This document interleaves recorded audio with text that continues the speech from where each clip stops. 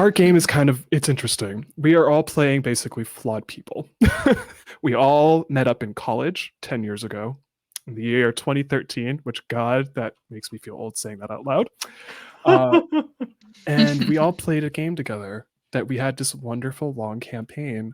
And the whole reason my character wants to get a reunion is because technically we never finished it, but also it's been 10 years. Why not catch up? So with that, roll the intro. Just get in.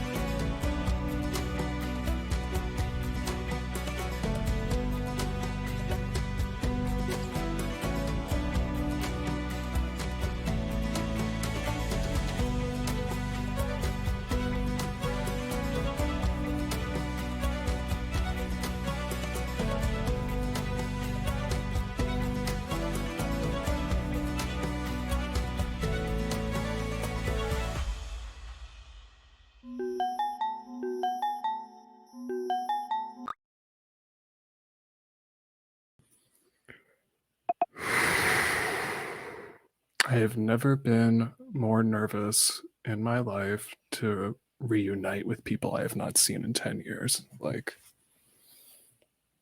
God, stress levels. Really bad stress.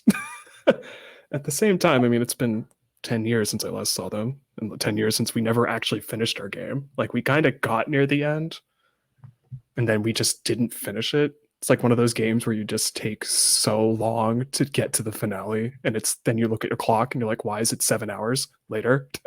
Just took forever. And then we all thought we were going to, come back to it maybe a day or two later, and then timing is just everything. We never got around to it.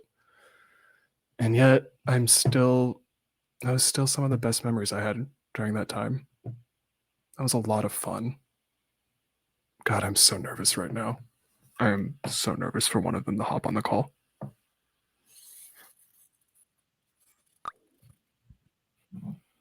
Oh, hey, you made it. Phoenix. Hey, how you doing? It's been a while. Good. Yeah. How long has it been? Well, I feel like compared to some of the others, I mean, we've kind of at least stayed in touch a little bit better. Yeah. Yeah. Oh, really? Because yeah, it's like I mean, it feels like it's been a long Yeah. time, but yeah, I haven't spoken to the others in well since we were in Yeah, school. I mean, kind of the same with some of them. I mean, it's just, time makes everything just kind of fade away a little bit, I guess is the way to put it. Yeah, Maybe not. I don't know. it does. I won't lie. I'm a little nervous. Yeah. Well, yeah, the years have started going Yeah. so quickly But these how have you past few been? years, How are at things? least. Um, oh, they're fine. Just work as usual. On the last year of my contract, so wondering whether or not I should renew my place at the lab or maybe go back home for a stint. I'm not sure. Sort of figuring out my options at the moment. Um, yeah. What about you? Uh, things aren't the best, but doing my best to move forward as best I can. It's been a rough patch for the past few months. That's yeah, it's about the same with me. Yeah. Um, to be honest, yeah, it's been. Well, you heard about my Yeah, I'm so mom, sorry right? about that, by the way. Like, especially when you spent all that time, like, in school and whatnot. Like, I remember your kind of why your main reason for a little bit of that was too and whatnot, but Yeah, yeah, yeah. It's been a rough couple of years since going back home for the funeral, seeing everyone again. It's kind of not the ideal circumstances to get back in yeah. touch, but yeah, ever since then I've sort of been toing and froing. But yeah, it's going to be interesting to see everyone again. I Yeah, wonder me how too. everyone's It's doing. been, I mean, I didn't lose a mother or a parent, but I get losing a significant other. It's not easy. Oh shit! Really? Yeah. I'm sorry. Oh wait, actually, Hmm. speaking Hey of people, y'all, hey, can you see me? Can you hear me? yes, Oh, hey, hey, And hey. yes, we can Hey. see you. Uh, how you Phoenix, been? Polly. Yeah, I've been good. Oh shoot. Sorry. I just got off work, so things No, are a all little good. crazy. That's fair. Yeah, I'm sorry. I'm Crazy. sorry. I'm just a little frazzled. How you been, Kevin? That's okay. It's good. It's good to see y'all. Man, it's been a long time. Yeah, Yeah, it has. it has. How you been, It's good to Kevin? see you. How are things? Yeah, I'm good. How's y'all going? Um, y- Uh, sorry, I'm I, just. It's been a long day. I bet it's all It's good. okay. I was just telling Polly I'm fine. Been a bit of a rough patch, but you know, I being an get adult. that. Hmm. Adulting. Right? Yeah. Adulting. The Yeah. Yeah. one word I hate saying out loud, but it speaks volumes. It does. It does. There's so much Yeah. underneath there. Yeah. Yeah. Are you? What have y'all been up to?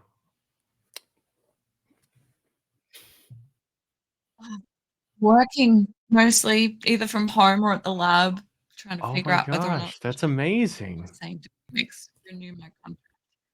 Uh, it's it's rough, honestly. The hours are insane, like 12-hour Oh, days, 5 days a week. I hear that. Yeah, so I'm also pretty frazzled, I mean, I honestly. can only imagine working in a lab. I mean, that's I an feel you. insane amount of work. Yeah.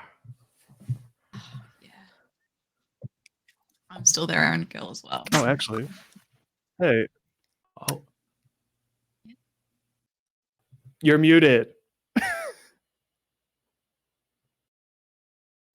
Okay, good. Oh, there All you are. good. We all do it. It happens all the time. yeah. Okay. You would Uh, think after doing Yes. this enough that I would be much better at it. I am not. I am not. Hi guys. Hi, I Hey. haven't seen you in what feels like Hi. forever. True, Yeah. but Yeah, it's been so thanks to long. social media, we like keep in touch, Yeah. right? Like I still see everybody's doing great from what I can tell. Uh, yeah, yeah. You look nice. And how are you Oh, doing? I'm doing really good. I'm doing well in the business that I'm working in. It's like, um, we've partnered with like a tech startup. I'm pretty excited. Yeah, I'm doing well. You know, how are That's good. you? Yeah, fine. Just work as Oh, usual. well, how's life? Work, right? Like work's good. How's life? Life is fine. Yeah. No, just still trying to pay back the house. Sort of it's fine. Oh, It's fine. well, Phoenix, Yeah. how are you?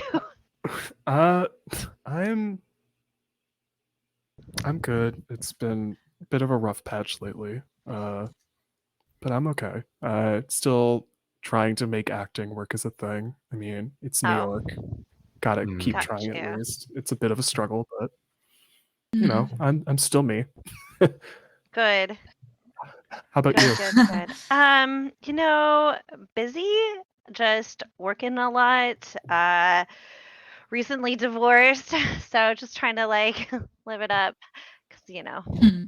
uh, Kevin, Yeah. hey. Yeah. Hey. I'm just making pizzas. Oh well, hey, are you happy? I mean, I started to do this open mic thing at the pizza place, which has been fun. Oh, Um, nice. yeah, but I Sick. mean, aside from Exciting. that, just it's dough, it's tomatoes, so Oh, Kevin. Oh, Kevin, it's I a appreciate your sense of humor as always. Yeah. Thanks. So I wish I'm the audience was assuming- there, did. Right. I wish. So I'm assuming Mikey's late. I mean, gotta be fashion. One of us has to be fashionably late. Just one of us. Late for sure. Yeah. Yeah. Mhm. I won't lie. I'm kind of amazed you actually showed up before Mikey. It's Eden, on not gonna lie, I'm a brand. little amazed you showed up before Mikey because I was thinking you were gonna be the last Honestly, one. you know what? Yeah, that's fair. That's right. Mhm. Oh my god. Hi. Hi everybody. Oh, hey, there you are. Hey. Speak of We the invoked your name. devil. Right on time. Sorry. Oh man, you wouldn't believe Ow. the subway, lost things, had to run up the stairs, lost my keys. We're here though. Oh, good, good. Hi. Yeah. How's It's okay. everybody? Take a second to breathe. It's all good. Mhm. Mikey, are you also in New York? Yeah. Mhm. I'm amazed we haven't run into each other. That's wild. I mean, it's rather big. Yeah. I mean, true, but you'd be surprised how many times you can It run is a into the big same people. place. You'd be surprised. You'd be surprised. But you know, No, I wish that happened Life. to me. How you been? oh great. You know, just been kind of doing my thing, the usual, running around. You know, I got that new gig with NDA. Can't mention much about it, but it's been great. It's been great. Wow. Making Okay. the big moves happen. I started doing yoga. It's fun. Oh, me too, actually. It's good. It's a good We should go. exercise. They do this like goat yoga in Central Park. We should go. That still weirds me out because isn't it a literal goat? Yeah, they're so cute. They cuddle you. Why I did they just say don't get it, but also I respect it. Kind of? Question mark. You can adopt them if you want, but it's New York City. I feel like that's a bad place to try and adopt out a goat. Those Mm. aren't Yeah, really I don't allowed think in they fit in our apartments. apartment sizes. Yeah. Yeah. Oh, Kevin, by the Literally way, I any saw backyards the or video anything. of your stand-up, your improv stuff. Oh shoot. No, it was great. I'm. Can someone send that to me, please? Yeah, I Do followed the something improv. open mics. Yeah, I followed the Improv Cubs Facebook Yeah. group Yeah. for it. I'll share it. Okay. There you go, man. All right. Yeah. I never look at social media. it's- never I see try this. not to, but you can't not. Right. It's one of those what has been seen cannot be unseen type of deals with social media. Mhm. Oh, that's fair too. I have a lot of I things. think that's you probably are why the I don't. smart one, but Very also good. I'm thankful you at least saw my message about this. Look, you know. Of course, yeah. Yeah, no, I check my DMs. I'm a little nervous to play tonight. It's been a Yeah, minute. I'm actually. I won't lie. I have not Yeah, I done it actually since wasn't even we sure you stopped. guys would agree to do this. To be honest, it seems like such a whack idea because it's been 10 years, and I don't even know how much you guys actually remember. Because I know if it wasn't for like notebooks, I don't think I remember anything. And even then, like I'm having Right. fuzzy gaps. I lost my Oh, old really? book as well. Like from Oh my gosh, the one you do those cute little sketches in. Oh, that's such a shame. yeah, though that I Mhm. miss it mostly for the Still sketches. can't believe we even played the game when we did Yeah. in college, just because I don't know how we had the time for that. We all well, actually, wrong. We had more time to actually do that compared to now. Yeah. Yeah. Weird. Admittedly, I didn't do so- much in college. That checks out. Joking. I'm kidding. Sorry. You're not I wrong. I don't practice improv as much as Kevin does. So my one moment now, I'm You're doing great.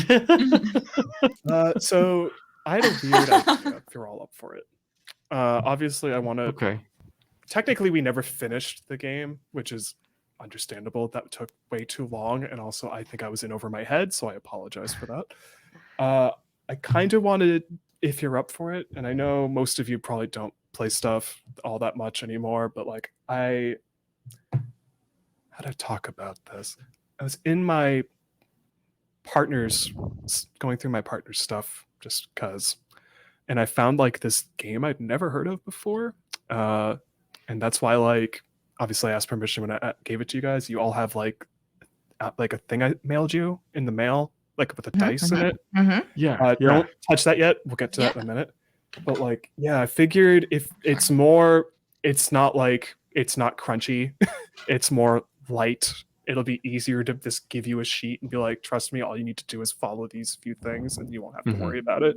But you can, if you want to play Nice. one you played 10 years ago, you can. If you don't want to, I'm okay with that. It's whatever floats your boat. I just figured, I don't know, I haven't seen you guys in 10 years. It'd be fun to just kind of relive all that a little bit for one night. Yeah. If that's okay. Yeah. Look, if there's something the last few years have taught us, Of course. nostalgia is a great thing, honestly. It Right. is a hell of a drug. It is a hell of a drug and a hell of a thing to market. Okay, cool. So if you check the message I just sent all of you before you got into this call, I sent you like a character Right. sheet. Mhm. I kind of took the liberty of Yes. picking them for you just because I felt like that'd be easier to hop in. So Saves time. Also basically, very yeah, on Phoenix brand. Good. the DM has to prep it. Yeah. Why not? Yeah, so if you want, take a second to go through them. To make this more interesting, I also have a character sheet. Nice. Oh, great. Love it. I love it. Yeah, it's strange. Again, I've never heard of this thing. I just found it among my partner's belongings, and I just kind of went down a rabbit hole, I guess is the best way to put it. Nice. But yeah, if you want, take some time to go through it, pick stuff out that makes the most sense to you. I didn't pick any you could don't have to roll for stats. It's more just put the numbers Okay. as it tells you there. It's like I think it's you put everything is basically it's like D&D. You have strength, dex, constitution. Oh god, my brain is failing.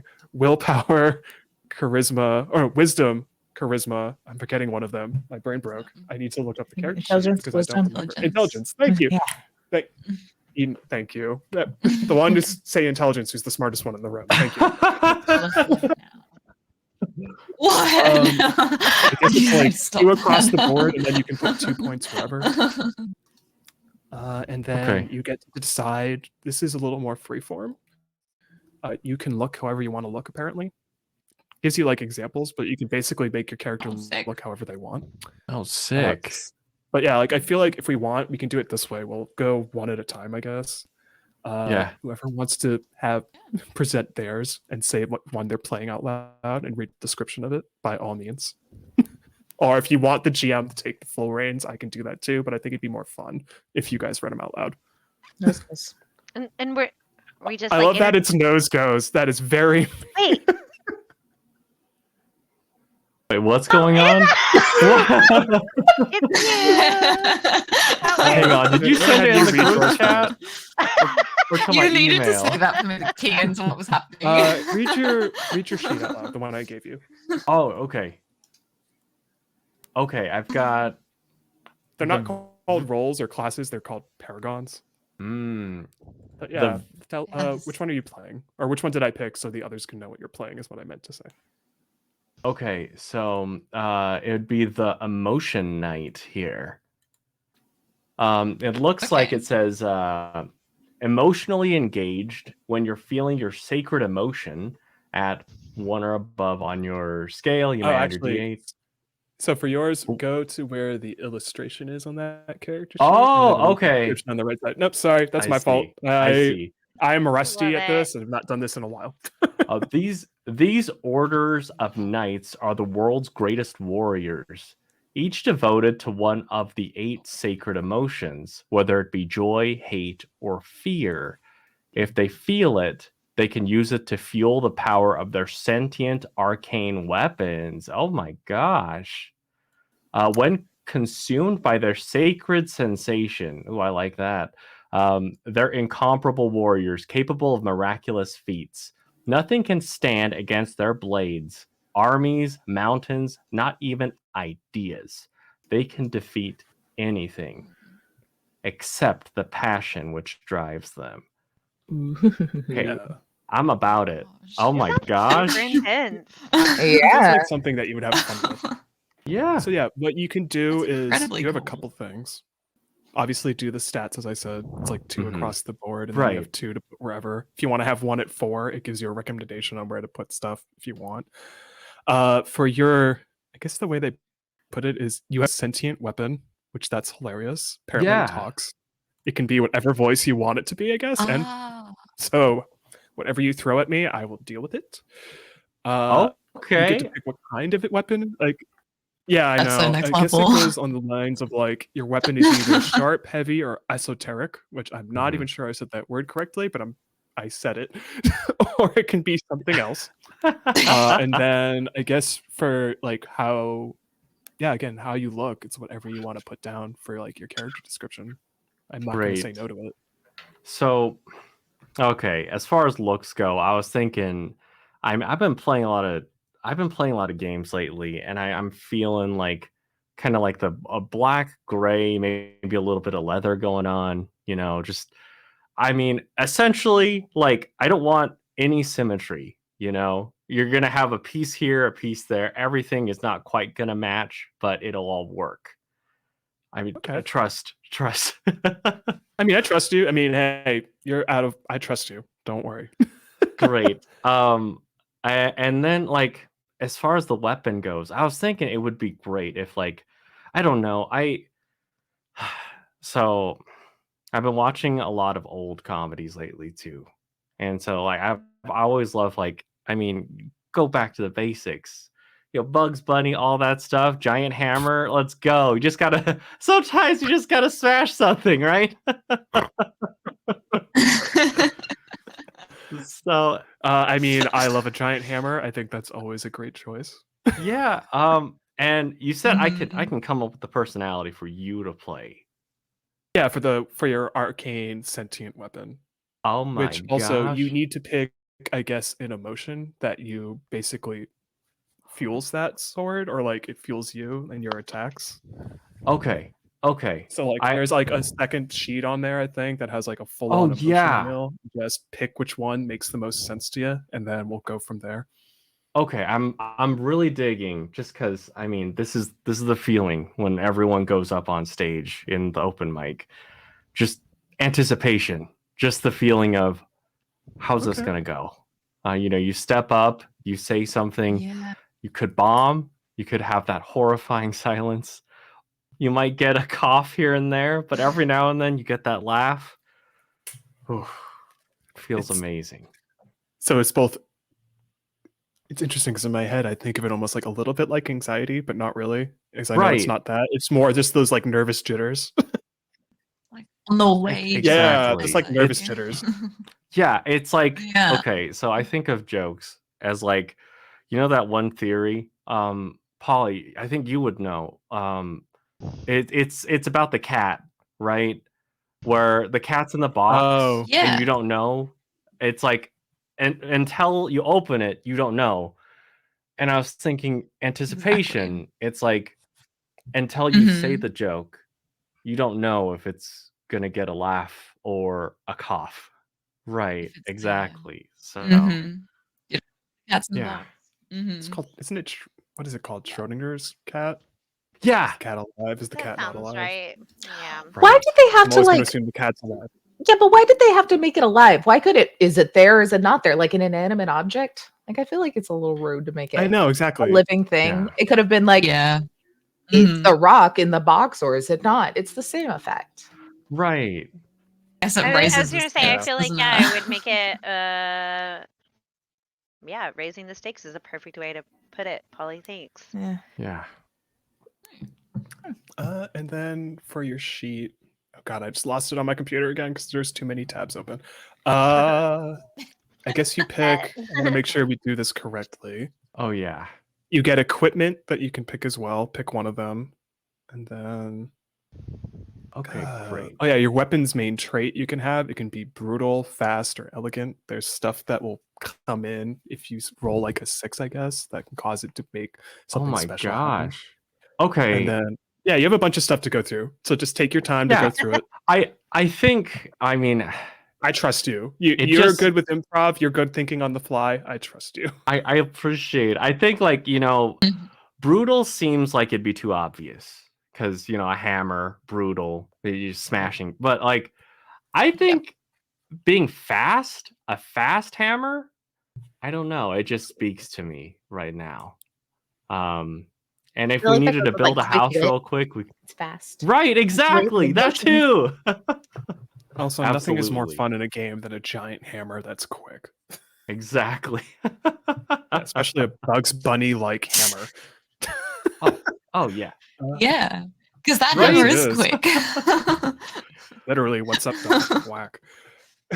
How Mhm. about Okay. So the equipment, it yeah. says that I can choose something to explain my resilience to harm.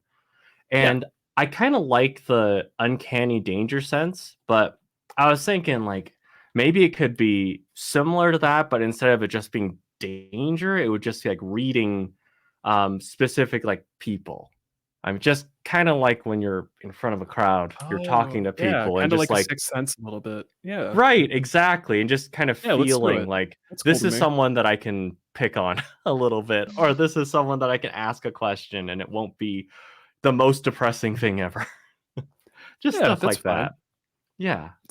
Yeah, make it so. And then your defense is 1, which is good. And then Excellent. it has all the stuff in there that'll tell you how to fill it out. You got it. And then you have Okay, like perfect. emotional scale that you'll keep track of with the dice I gave you, Mhm. because for all of you, you all have very specific dice associated with your paragon that you'll be Mhm. playing. No one else will be getting that dice. You are the only one who can use it. No one else can touch it or use it. Oh So my yours is a gosh. D8, and it'll basically let you keep track of how emotionally intense you are feeling said emotion, as is your weapon. Okay. Yeah, it'll Great. be interesting. But yeah, take Yeah. some time to go through it. I'm gonna. How about Polly? You read yours next. Oh, yes, I will. So you gave me the God Binder. Yeah, it felt Um, fitting. yeah, is it because I played a cleric back in the day? It's sort of Possibly kind of. yes, but yeah, yes, actually yes. I won't Mm, deny that. yeah. I mean, but this is kind of different. I was reading it before hopping on the call. So it says, you don't believe in gods. They exist, obviously.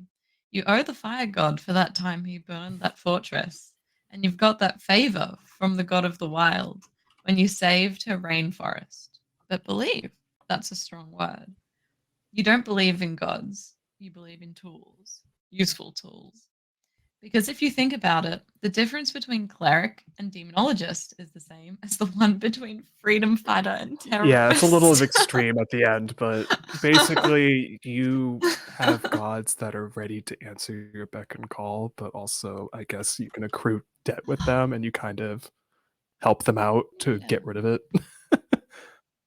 Mm-hmm. It's a give and take Yeah, and I relationship. mean, Solution. like I said, like you have your own equipment. You can also have a giant heavy hammer if you so choose, a quarter staff if you want, Hammer or buddies. yeah, you could be hammer buddies. And then, like I mentioned, your look can be whatever you want. There's examples on that sheet, but also I think it's more fun where if you want to make something up, by all means, do it. Yeah. And then the main thing you have is, I guess, they call it scripture. You get like 3 basic spells where it's like noun blast. So it could be like if you want a fire blast, you can have a fire spell.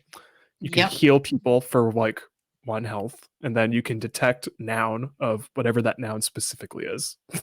Ooh, okay. Does that account for anything or one specific I think thing? it's more within the game world. So like Okay. detect elf possibly, even though that's probably a lot of them, but like you can get Uh-huh. more minutiae, like detect, I don't know, undead. That's Sure. possible Yeah. too.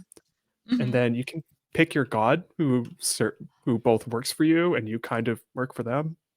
Yes. I've been reading this book about Greek mythology recently. Checks I'm out. like, yeah, 3/4 of the way through. It's so good. Stephen Fry, highly recommend. Um and I loved the part where he sort of interpreted the Persephone myth. And so I was looking at the god of the underworld god on this character sheet here. And like it's just kind of it fits with what I'm reading, what I'm interested in now. It's kind of like I can't not choose that. So that's what I'm gonna Okay. go with, I think. Um Sweet. Yeah, do yeah. that. I mean, And as sorry, go on. Oh, you go ahead. I mean, I'm reading it, but I'm gonna leave the fun of that if you want to tell the others or not, or they can wait till we start playing. Well, yeah. We can see what happens, how they manifest, I guess. Yeah, in it'll be game. fun. But yeah, Yeah. I I think like that's roll everything actions. for you. Mhm. Yeah, and again, they will do favors for you, but also you have, if they come knocking asking for a favor back, you kind of have to do it. This is fine. Or you can try breaking it off. I'm not going to say otherwise. I think that's more entertaining. I'm going to save. I want to save because I think it's the it's most interesting one to me, at least. I'm going to save Eden. You can save yours for last. You'll go last. I want Mikey to go next. Okay. Tell us about yours. Okay. So I need to read the like paragraph under my thing. Yeah, it's the Is that thing right? underneath the illustration. Yeah, like the Okay, hold on. italicized description. Yeah, I gotta Mhm. zoom in. Years have not been kind on my eyes. Can't read this far that's a good reminder. I should have away. Oh, I got that. Scroll down. Actually, I get that. Okay. So I'm playing the Neo, which fair. I see the sci-fi angle here. Okay. Adventurers love gold with their propensity for taking anything that isn't nailed down makes them all thieves, which makes the classical fantasy prejudice against rogues a little odd. They're all at it. Why do rogues get the glances? But anyone who's ever met one knows why people are suspicious about the Neo. There's a special kind of gold, and the Neo's magical technology needs to be activated by this every day. If they can't find enough, then all their gifts mean nothing. They can't skip between shadows, dance through the sky, or punch a hole through a fallen's head from half a mile away. Badass. Adventurers all want gold, but no one Wow. needs it like a Neo. Ooh. This felt like it made the most sense because you love sci-fi. This fits you to a T. I do. I love a good cyberpunk. Okay. And out of everyone, all the equipment that's listed, you get all of that. You start with 3 different weapons, Yes, I which do. is. But also, if Wow. any of them are, but also like your stuff requires gold that you need to power it. So just keep that in mind. So the multiple Not all weapons. those weapons. I think those weapons Interacting. actually wrong. The weapons you're fine with, but if you have a weapon as a gift, then you need to power it. So Gotcha. Oh my gosh. So cool. So I have you can 2 look at daggers it. and a pistol. Yeah. Can't mess with me. 2 daggers and a pistol. Sweet. And yeah, that works for me. Sweet. And then your look can be whatever you want, as I mentioned. Ooh. You need gold to basically, for your gold thing, I got to make sure I'm reading this correctly because I want to make sure all of this is on level. First off, you pick a gift that you get, and there's like a bunch of stuff. If you want a gift to be a special gun that can literally act like a Star Trek phaser, why not? You want a pet? You can have a pet. You can have cybernetic enhancements. I know it's a fantasy game, and it seems weird saying all this out loud, but your class is kind of this outlier that is just you're very much the sci-fi cyberpunk person in a fantasy world. Why I not want have fun with it? all of these things. You also have a but full-on AI. You also have an AI system built in too, so you have an AI that can help you out, I have a buddy. which seems very meta nowadays. Yeah. Okay, yeah. All of these gifts, I want them all. But You can only pick one. feel For now. like the teleporter is the way to go. That checks Blink out. teleporter. Ooh. I can just go anywhere I can see. That's Oh, badass. the optic one. Yeah. Yeah, do it. Wow. I say yeah. And then, like I mentioned, you have gold you need to find. You have a built-in AI thing, which depending on how you look, you can tell me how that manifests. But you can basically, technically, I guess you can hack targets too, and keep like I hack computers, systems. There's an enemy called Fallen, I guess, which I've not fully read into on this. So I'm still Mhm. trying to remember things. I apologize. But yeah, I figured this made sense for you. Yes. It fits you. What is Yes. this game you found? I know exactly. I What a know. weird. I know. It's like It perfect. was again. Yeah. Again, I found it amongst my partner's stuff. It was just didn't even know they had this. It was kind of weird.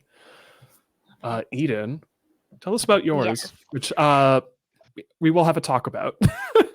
Oh, okay, yeah. I mean that makes sense. So I'm playing the dictator.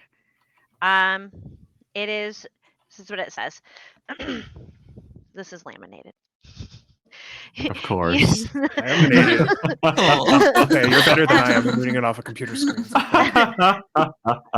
Me too. You read a sad story, you cry.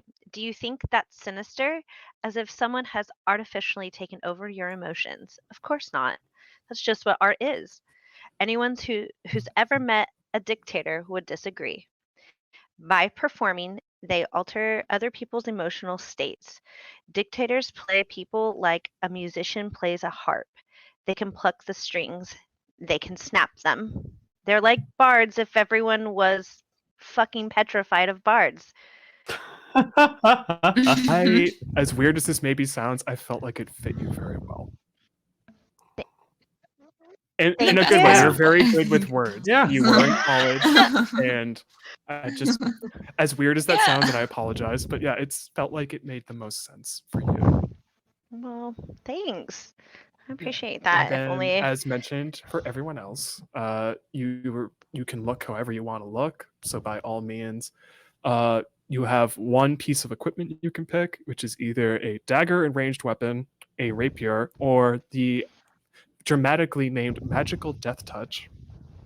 yeah, Which the way that I read that's that the one I is- picked, by the way, obviously. Okay, yeah, basically your weapon is always concealed but cannot be taken from you because technically you are the weapon. Yeah. Wow. Yeah, and you have one emotion that you can basically trigger to those that you speak to with your voice. Oh, okay. That seems Like like basically a lot. you can speak, you can use your voice to have people, as it says, do things for you. Oh. Think of it like what's that D&D cantrip that I was not good at when I played D&D? Oh, vicious mockery. It's like that, but more of an emotional context. Mm, So if I you want think I someone to remember feel that. emotionally, like feel joy as you talk to them, or make them feel joy, you can do that. Or if you want to make them scared shitless, by all means, you can make them do that. I will adjust accordingly. Okay, cool. Yeah, so I kind of had been reading a little bit, and I do pick in emotions similarly to Kevin. Um, and do you want me to tell you what I picked, Yeah. or oh, okay? Yeah, tell me. I picked admiration, Ooh. mostly because it's yeah. Well, that's cool, right? Like, who doesn't want people to admire them? Right. Uh-huh. And then from there too, I guess whenever you use your voice, you kind of have what they call a tell. So it's like Oh, okay, think like yeah. facial scar, something voice wise gets louder or something. Or Mm-hmm. I found this one fascinating. Strange smells emerge from your mouth, which I'm not sure you would pick that because that doesn't feel Yeah. like you. No, But it like, didn't. yeah, I guess whenever you use your voice, it physically is visible that you're using it in some way. Okay. Or Do like you want me to tell sensory-wise you is what that visible. is, or just I wait? would say keep it hidden for now. Yay, good. I've been thinking really long and hard about this one. Is this Mostly what? is this like the superheroes? They were all kids, and she like says like, oh, what's it called? The emo band guy wrote it. The comic book series, they made it a TV show. Umbrella Academy. Umbrella Academy. She does the she said Mhm. she sums Kinda. up It's until her. Yeah, you it's do basically something. her. I think I Does watched that? that. I think I watched Yeah, that. it's Yeah. basically her, but it's more you only have one emotion at the Mm. moment that you can do that with. Ah. That's cool. But yeah, And the concept I think is pretty similar from what I recall. That's how I would imagine it as well.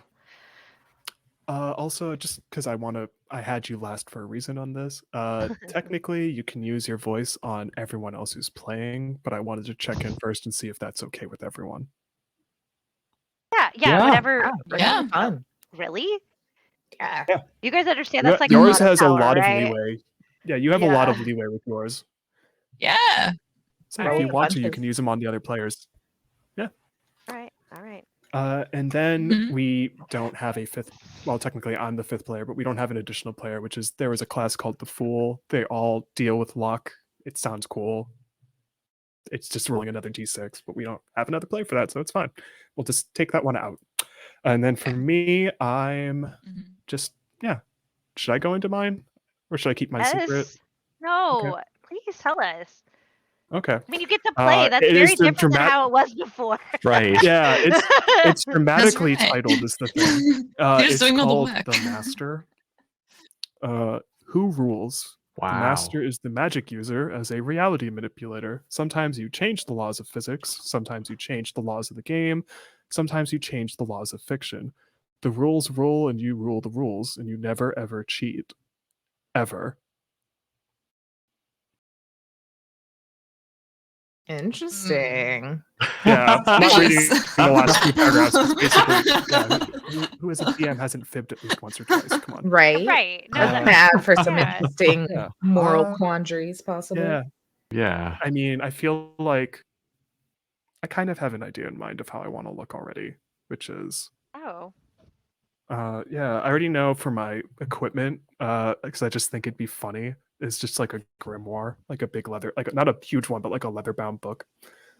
And then for my look, Appropriate, I think. I don't know. Yeah, I keep thinking about. So for context, for some of you who I haven't talked to in a while, my partner's not here at now. It's been a rough year. They kind of passed a couple Oh. months ago. Oh my gosh. So I'm jokingly, if I do play this character, I kind of was going to homage them a bit to be after my partner. I'm not sure if that's okay with everyone because that's a little much, but also I can't get the visual out of my head. So I'm just going to go with it. But also I have no idea how much as a player I'm actually going to be playing because I'm the GM. So we'll see. But yeah, hopefully that's okay. It's okay. Yeah, If it it's just helps you out. It's been a then you very should rough do couple it. months. Like I can imagine Polly, like with you losing your mom, like you'd What? understand. Oh my gosh. Polly, I'm so sorry.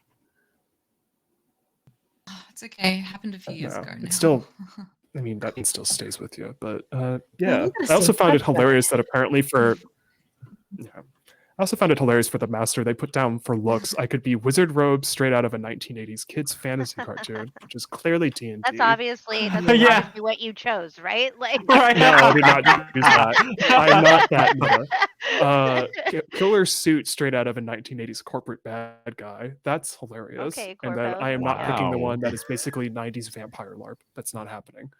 That's That's ridiculous. You would I'm rock that confused. though. You don't want to be David Um, Boreanaz. I'm so confused. I mean,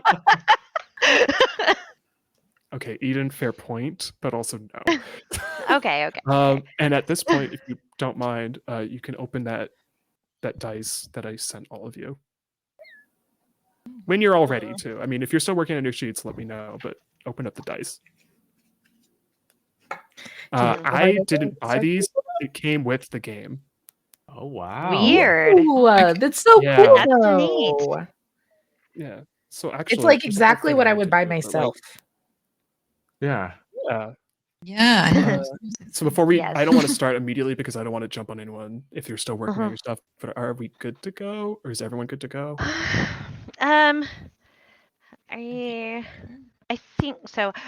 Just for clarification on so for it just says an artist progress. I just pick one of those. That you don't pick yet.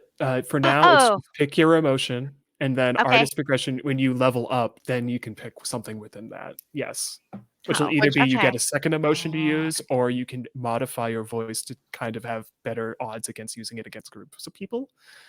Okay. Y'all, we got to stick Yeah. with this Okay. one a little longer because these advancements, I need all of these. I know some of them. That's so much The cool funny thing is, like, stuff. I'm not I playing know. it this way, but the GM technically can be a player, and there's a full player sheet, but I'm not using that. I'm using a simpler version just because I don't have the mental capacity to do that. And I feel like that be a we're not lot. playing longer than once. So yeah, it'd be a lot. I just don't want to deal with that more than right now. But actually, the way we'll do this is, Eden, hold up your die. Um. I'll let the others figure their stuff out, but I'm Okay. going to have you hold up your die. So Here you have it a is. D4. Let me read Thank the you. exact thing it says in the book. Yeah. Eden, this is your die. There is no other die like this in this whole game. This is special. This is yours. Use it well. Dictator. Hmm. Okay. Kevin, hold up yours. Yeah. All right. I just lost my place again. Oh, that's really, yeah, that one was really pretty. I liked the color on that one. Wow. Oh, Kevin, it's got like prisms inside. This is your die. Right. There is no other die like this in this whole game. This is special. This is yours. Use it well. Anticipation night.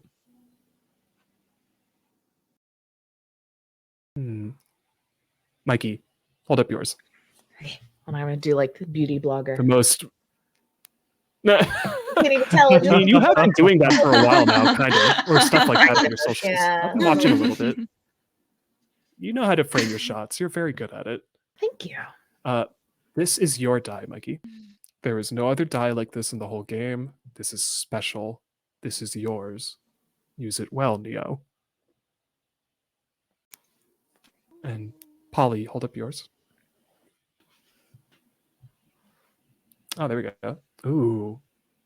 I forgot the coloring on that one. Oh my god. It's so Wow. good. Yeah. Again, I did not buy these. They came with this. Which is, I know they're again, really different. surreal. It's really throwing me. Okay. Right. Polly, this is your die.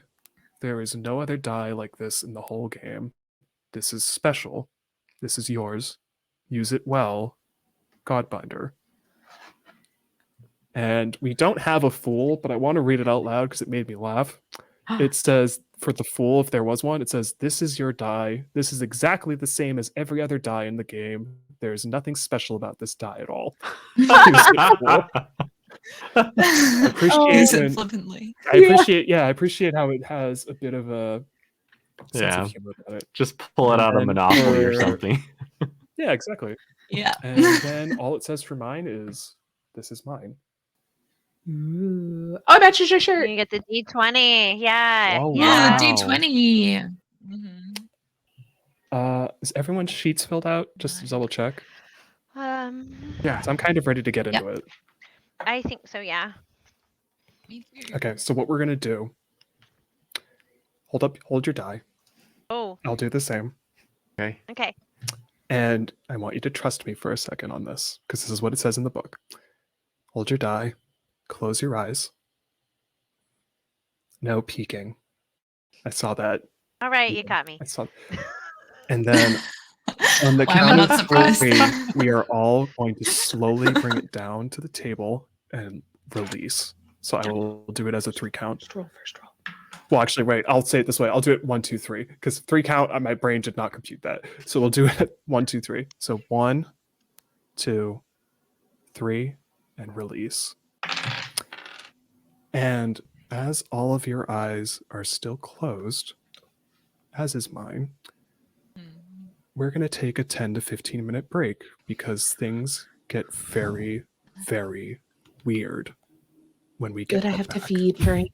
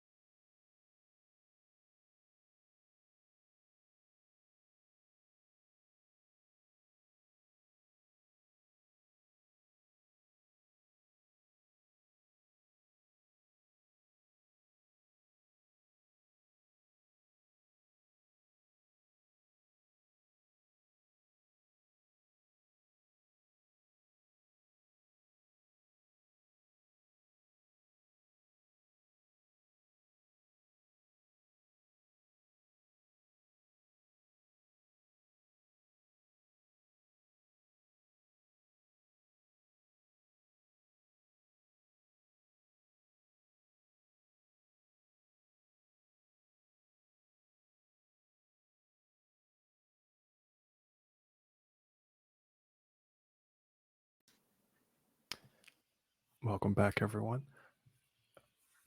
As you all dropped your dice, something has changed. You're not really sure what, but something is very not the same as it was before you did that.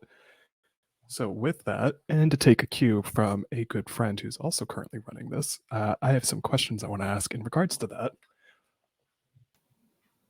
Eden, what about the room, temperature wise, feels different? um, it feels wet outside. Outside. Okay. Yeah, and warmer. She doesn't Eden doesn't like it. Noted. Mikey, what smells different? Ooh, I think I'll play with the one outside. Maybe like kind of earthy. Maybe even like a like distant salty sea breeze kind of vibe. Just like a very fresh kind of smell in the air. Okay. Kevin, this is a weird one. What about the Alright. air and the space around you feels different? And what I mean by that, like if you were to move your hand through it, like touching the air around you, what feels weird about it? I'd say what feels weird is that when I reach out my hands, um, it's as though every now and then I end up touching something that's moving, something that's like kind of flapping around, like curious. I'm not totally sure what it is, but it's like it's a little bit furry, a little bit fuzzy. And every now and then, like I'll feel like the flapping around my ears, as though all of a sudden, for Kevin, he kind of joined the call from the back room of the pizza place, and now it's like, wait, did pigeons get in here or something? And Polly, this is more of an open-ended question, I guess, than the other ones. For you specifically in this space, what feels different than the room you were in? And I'm going to say don't answer with a smell or like how something feels, I guess, like in terms of texture. Pick another sense. Okay. Oh, actually, I got it. What sounds do you hear that are different? Took me a second. Sorry. Yeah, no, that's okay. I think the sort of the silence of her office space at home is kind of suddenly I guess filled with just the sounds of nature, of like hundreds of thousands of birds walking in the near, middle, and far distance, the sound of crashing waves, the sound even of people in the distance who seem to be like laughing with one another in some kind of happy conversation, but they're too far away. Um, a long way away, and she usually shouldn't be able to hear that sort of stuff from her little box of an office. So it sounds expansive in a way that is completely different to where she was. All of you open your eyes and are immediately dumbstruck by the fact that you're no longer looking at a computer monitor in terms of the people you were on a call with. All five of us are in the same room together, physically. It's like everything you all said sense-wise, you hear it.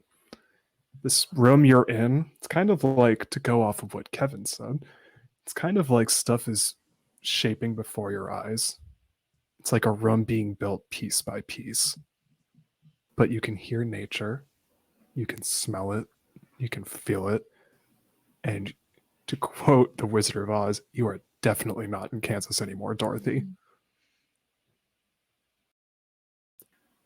And you just look at your GM who's staring at all of you as well and just like, what the fuck?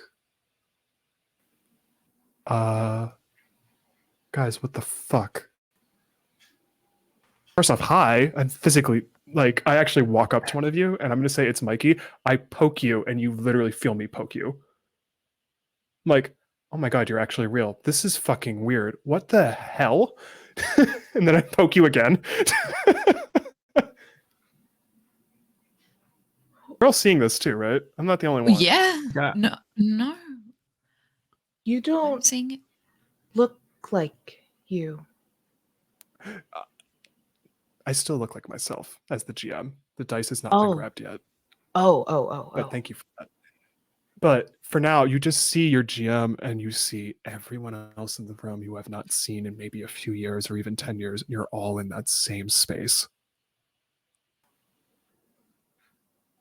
Oh my gosh. I didn't actually think the book was literal, but okay. It's like Jumanji or something. I mean, it does label itself as that in a weird way. Also, I won't lie. I probably walk up to you, Polly, and I also do the same thing I did to Mikey. I just lightly tap you to be like, okay, we're all real. This is weird. Apologies. Yeah, Didn't mean to we're- invade space, but this is weird. Holy shit, Mikey, you have horns, dude! It's at that point when you say that, which they don't technically have horns yet. They don't have horns yet. You don't look like that yet. Oh, Because the thing that you all notice is one, you're all dressed as you were on the call What? before. Oh, we shit. went. Okay. I'm It's business fine. casual. Here's this is casual. The thing you notice as you're all having a moment of just probably looking at each other like, what the fuck's going on? And the thing that I start walking to each of you just to, again, be that weirdo who's like, okay, we're all real. I poke all of you. And like, guys, I'm just as confused because I thought the book was joking when it said you would be taken to a new place. Didn't think that meant literally. Mm. Yeah. Yeah. It was okay. All right. I mean, I had something to drink before we started the call. Was there something in the drink? I'm starting to think maybe that that someone slipped something in my coffee. I mean, I don't drink it. I don't drink anymore. That my college days were done years ago. No, I just had coffee. Something I funky just in the don't water trust cooler. a lot of at people. As you say that, I go to try and say something, and then I stop, and I'm like, guys, look, and I point my finger, and the dice that you all dropped, wherever you turn your gaze, they are all floating at eye level, and they are rotating slowly counterclockwise. And I just look at mine. It's like bright, like we can all see the colors of every single one you all got. So the color showed on that in that moment before we went to break. That is the exact color it is, except it's now faintly glowing. So like there's an inner light on the inside. And I just look at all of you like guys, I think I'm gonna touch it. Think that's a good idea? Is that a good idea? I don't think it's a good idea. If you ever have to think if it's a good idea, We're obviously it's dreaming, so Yeah, this is clearly not real, so. I mean, I'm gonna touch it. Yeah. I mean, what the hell could go wrong? And the minute I say that, those almost famous last words, I grab it. And then the minute Phoenix reaches out and grabs their D20, it explodes with a crimson light that kind of just engulfs them. It's so bright, so searingly bright. All of you just shield your eyes. And as the light fades, your eyes adjust. And you're kind of more confused than you were a few minutes ago. Like, not just confused, more like a level of confusion that I don't even know how to explain, because standing before you, you don't see Phoenix anymore, or if it is Phoenix, their physical appearance has completely changed. They have on a red leather jacket wherein both sleeves are rolled up to their elbows. Both arms have prominent identical tattoos of a phoenix rising from the ashes. However, the right arm has a red phoenix, the left arm has a blue phoenix. They have bracelets laying at their wrists, rather cheekily, hot topic like, but more fancy. The back of the leather jacket has a giant D20 symbol etched into it that is somewhat illuminated by like in an almost fire type way.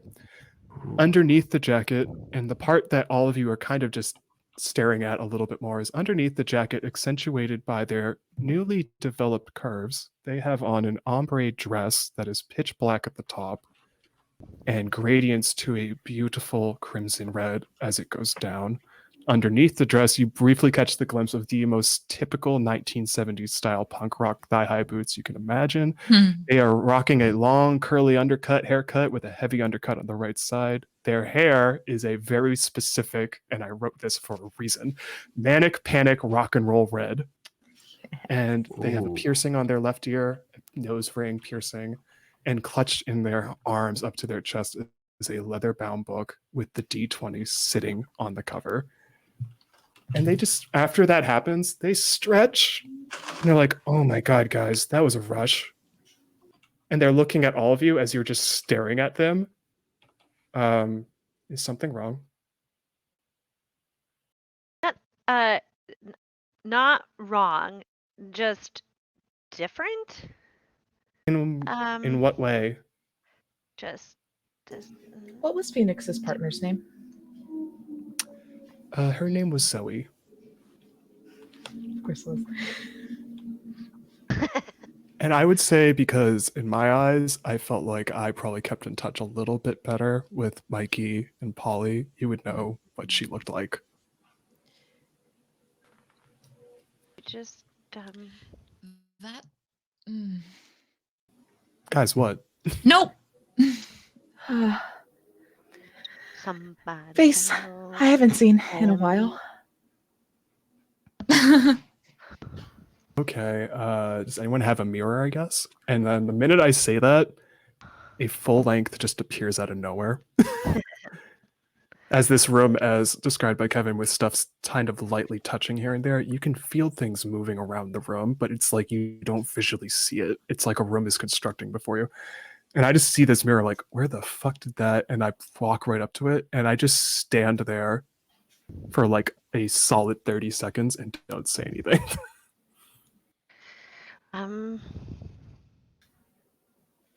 Until you hear a very, very faint, oh. Yeah. Yeah. You Yeah. with everything? A lot has just happened. No, but also Yeah. no. And as they say that, and they're staring at that mirror again, all four of you have dice counterclockwise rotating at eye level. Is this one of those like only way out is through things? Yeah, Or do so we just go like to that's sleep exactly over? what I was thinking. Like, okay, and I just like immediately grab it. Yeah. Eden, as you grab your D4, I have two questions I would love answered. What color glows from your dice when you grab it, and what $1 million magical girl transformation happens upon grabbing the dice? So once I grab it, what emanates from it would be think infrared, but the opposite, like ultraviolet infra blue, like this dark blue, and as you look around the edges of it, there's gold flakes all through it. Ooh. And when this transformation happens, Eden now has long, and I very long, navy dark blue hair. She is in all white. On her are markings of gold. She has blue lipstick. Identical to what you see, just with long blue dark hair. A white, what I would consider basically a my brain has just said nah. A cape, for a better word. Someone help me here. Ooh.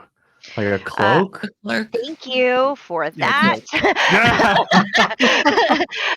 Underneath it, as you see, is what would be a golden beaded or like gemmed breastplate, and on her neck is a giant gold collar.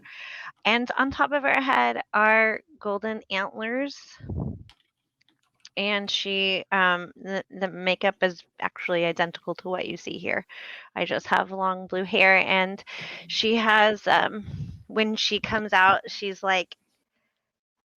has two little gold fangs that sit right there.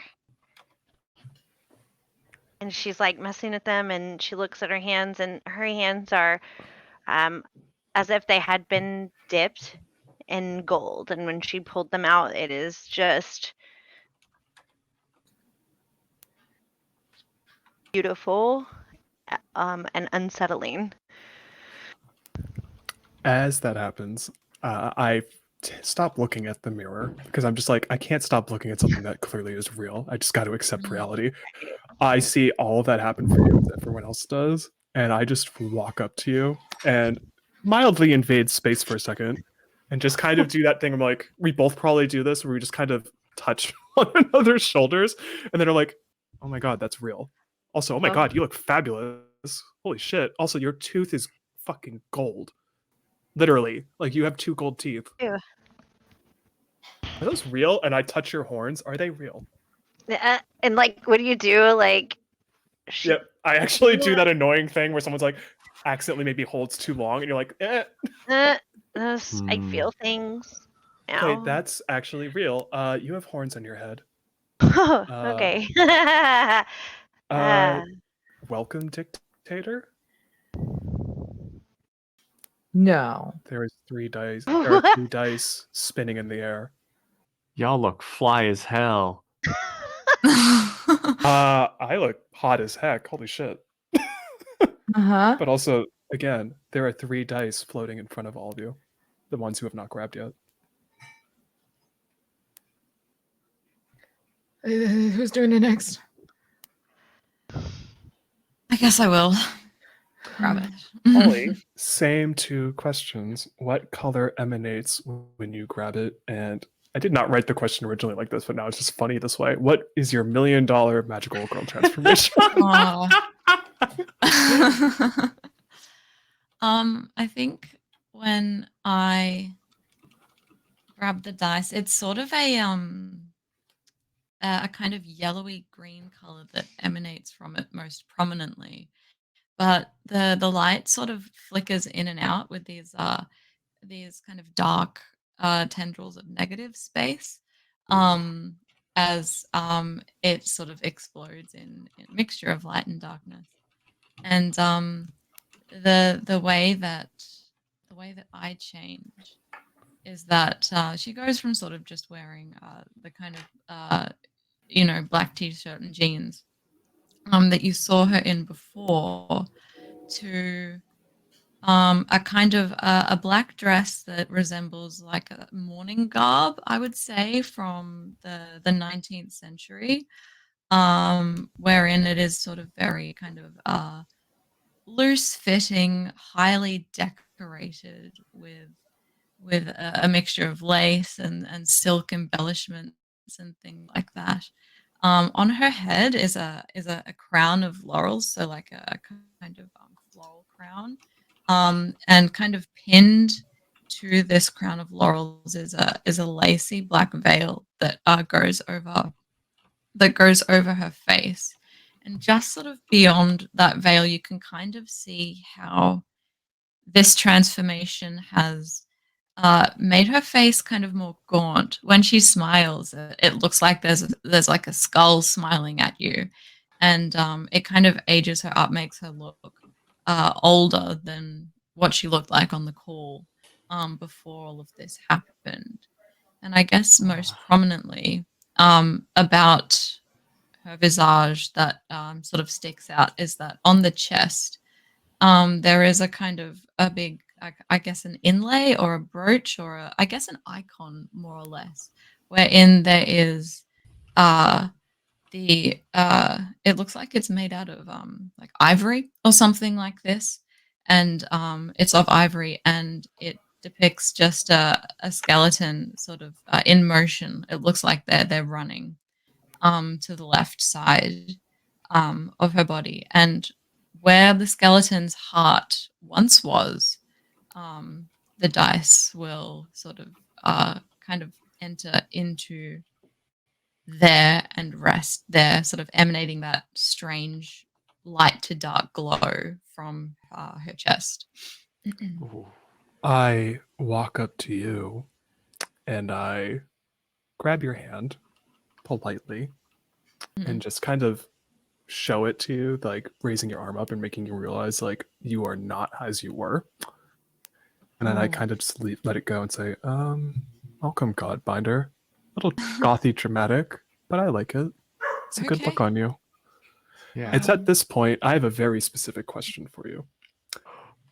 This is, your god is a god of the underworld. What is their name? Their name. Their name is Proserpina. Proserpina? Mhm.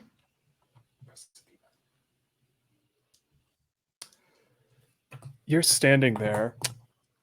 Eden's staring at you because you just transformed. Mikey's Yeah. staring at you. Kevin's staring at you. I'm just kind of looking at you like, this is fascinating. And I'm getting more and more used to this, and it's probably upsetting, like unnerving to an extent. Mhm. Polly, you have a moment where everything freeze frames. Everyone's frozen in time. You hear a voice that speaks to you, which also, I'd love to ask this question because now I'm going to have to adhere to it. What does your god sound like? It's my mother's voice. You don't see them, but you know that voice. And you haven't heard it in years. And they're just like, my dear, welcome. It's so good to see you. Is is that you? You can call me Recipia. Sounds nice. Pleasure to meet you. Life and death, you know. Huh? Don't worry, everything's fine. I've been waiting for you to come back. I'm ready to answer your beck and call whenever you need. Okay. Just, you know, I'm always, if you need me, I'm right there for you. Mm-hmm. And you just get that moment where anytime they speak, it's like the hairs on the back of your neck kind of raise up because you're realizing Yeah. you're talking to apparently a literal god of death. And then when you have that conversation end, everything moves back into motion. Are you okay? You kind of froze for a second. I think the god of death just spoke to me. That sounds metal as heck, but you're so funny. that sounds wait, are you for real? No, you're kidding. She's obviously kidding. No. You have horns. I think it's fully feasible that she talked to a Yeah. god. Yeah. So, I was in a You pizza look place like- and now I'm here. Yeah. Kevin and well, Mikey. the way it feels more like antlers, but okay. Again, I slightly walk up to you and it's like, nope, they're very real, and I accidentally grab it, but I don't tug. Like they're real. If your head is jerking, they're real. Kevin and Mikey, who grabs next? I'll grab next. Okay, go.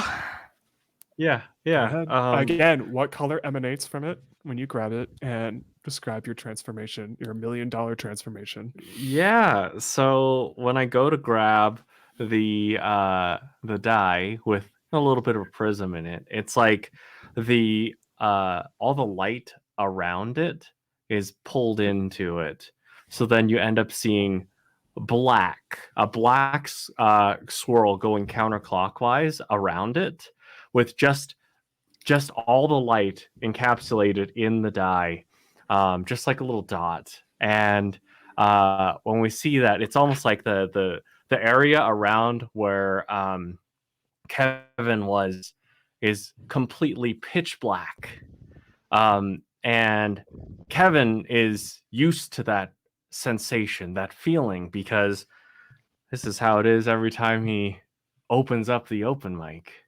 And grabbing hold of it, the die, it feels almost like he's grabbing hold of a microphone. And when he does, he starts to speak into it. And that's when a light begins to shine upon him.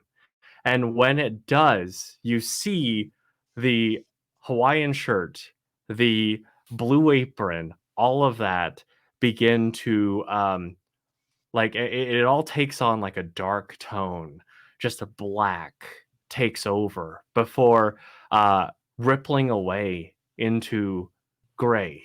You see stripes, you see leather begin to form as the Hawaiian shirt takes on a different form. You see as everything is just ripping away, you see leather down the forearm, a black glove. You see red wrapping up from his left elbow down to the fingers. And as all of this is pulling apart, like the color ends up inverting.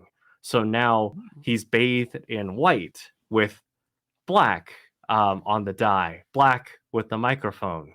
And as he stands there, fully encapsulating the, well, in this case, the yin and the yang, the microphone extends outward, originally just black, extending up and then taking on a bit of a red appearance as well as the top extends out, taking on his gigantic hammer. And you'd see like Kevin looks maybe just a little bit more confident, a little bit taller. Normally in the silence, especially on stage, he wants to say something to fill it because he feels like he needs to. But in this form, it's like he doesn't have to. He just drinks it in, looks around, and looks over to where that full-length mirror was because he wants to see what his glow-up is. And you do just that. And I have a very important question. What voice now, actually it's two questions. What voice does your hammer, what did you pick for that for your sentient weapon? How does it sound? Oh. Technical moment. Tech Hold for gremlin. tech. Hold for tech. Tech gremlins in the system. Do we need to should I? Oh, I it's will computer wait a crashed. second. It is. We can, do we want to go to a break or do we want to? We're gonna take a quick break so Matt can come back. No worries. Yay! We Take a have to quick come break. back. I'll be right Let's do back, that. y'all. We'll be back, guys.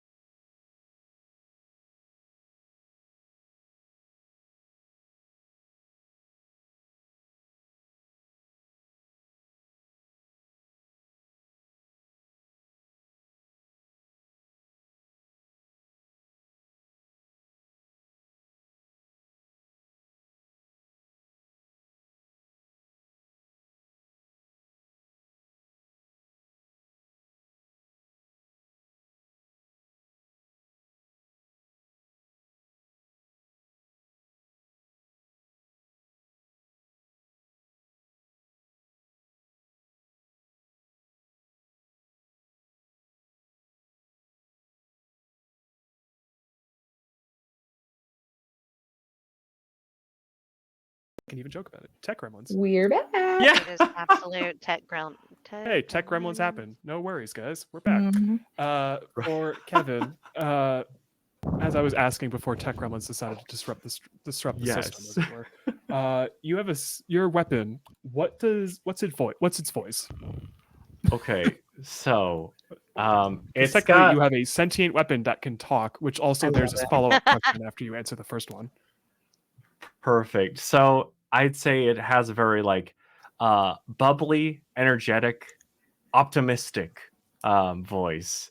One that maybe Kevin in the past when he took over at the pizza place forgot. And he became more and more cynical, but it's manifested here where all the positivity, all the hope has seeped in. When it talks, this is probably my favorite question I will ask tonight. When it talks, do you just hear it? Do the others hear it? Is it just both? It can be only internal and external where the others hear it? Oh, I want everyone to hear it. I would love Okay. that.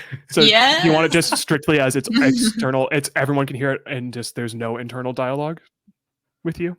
Oh, if you want, I mean, I Okay, would love that's to be good. able to bounce back and forth. You in your head hear a very not familiar voice, but you take a moment because it catches you off guard. It's like, hi, oh my god, hi, you're holding me right now. Hi.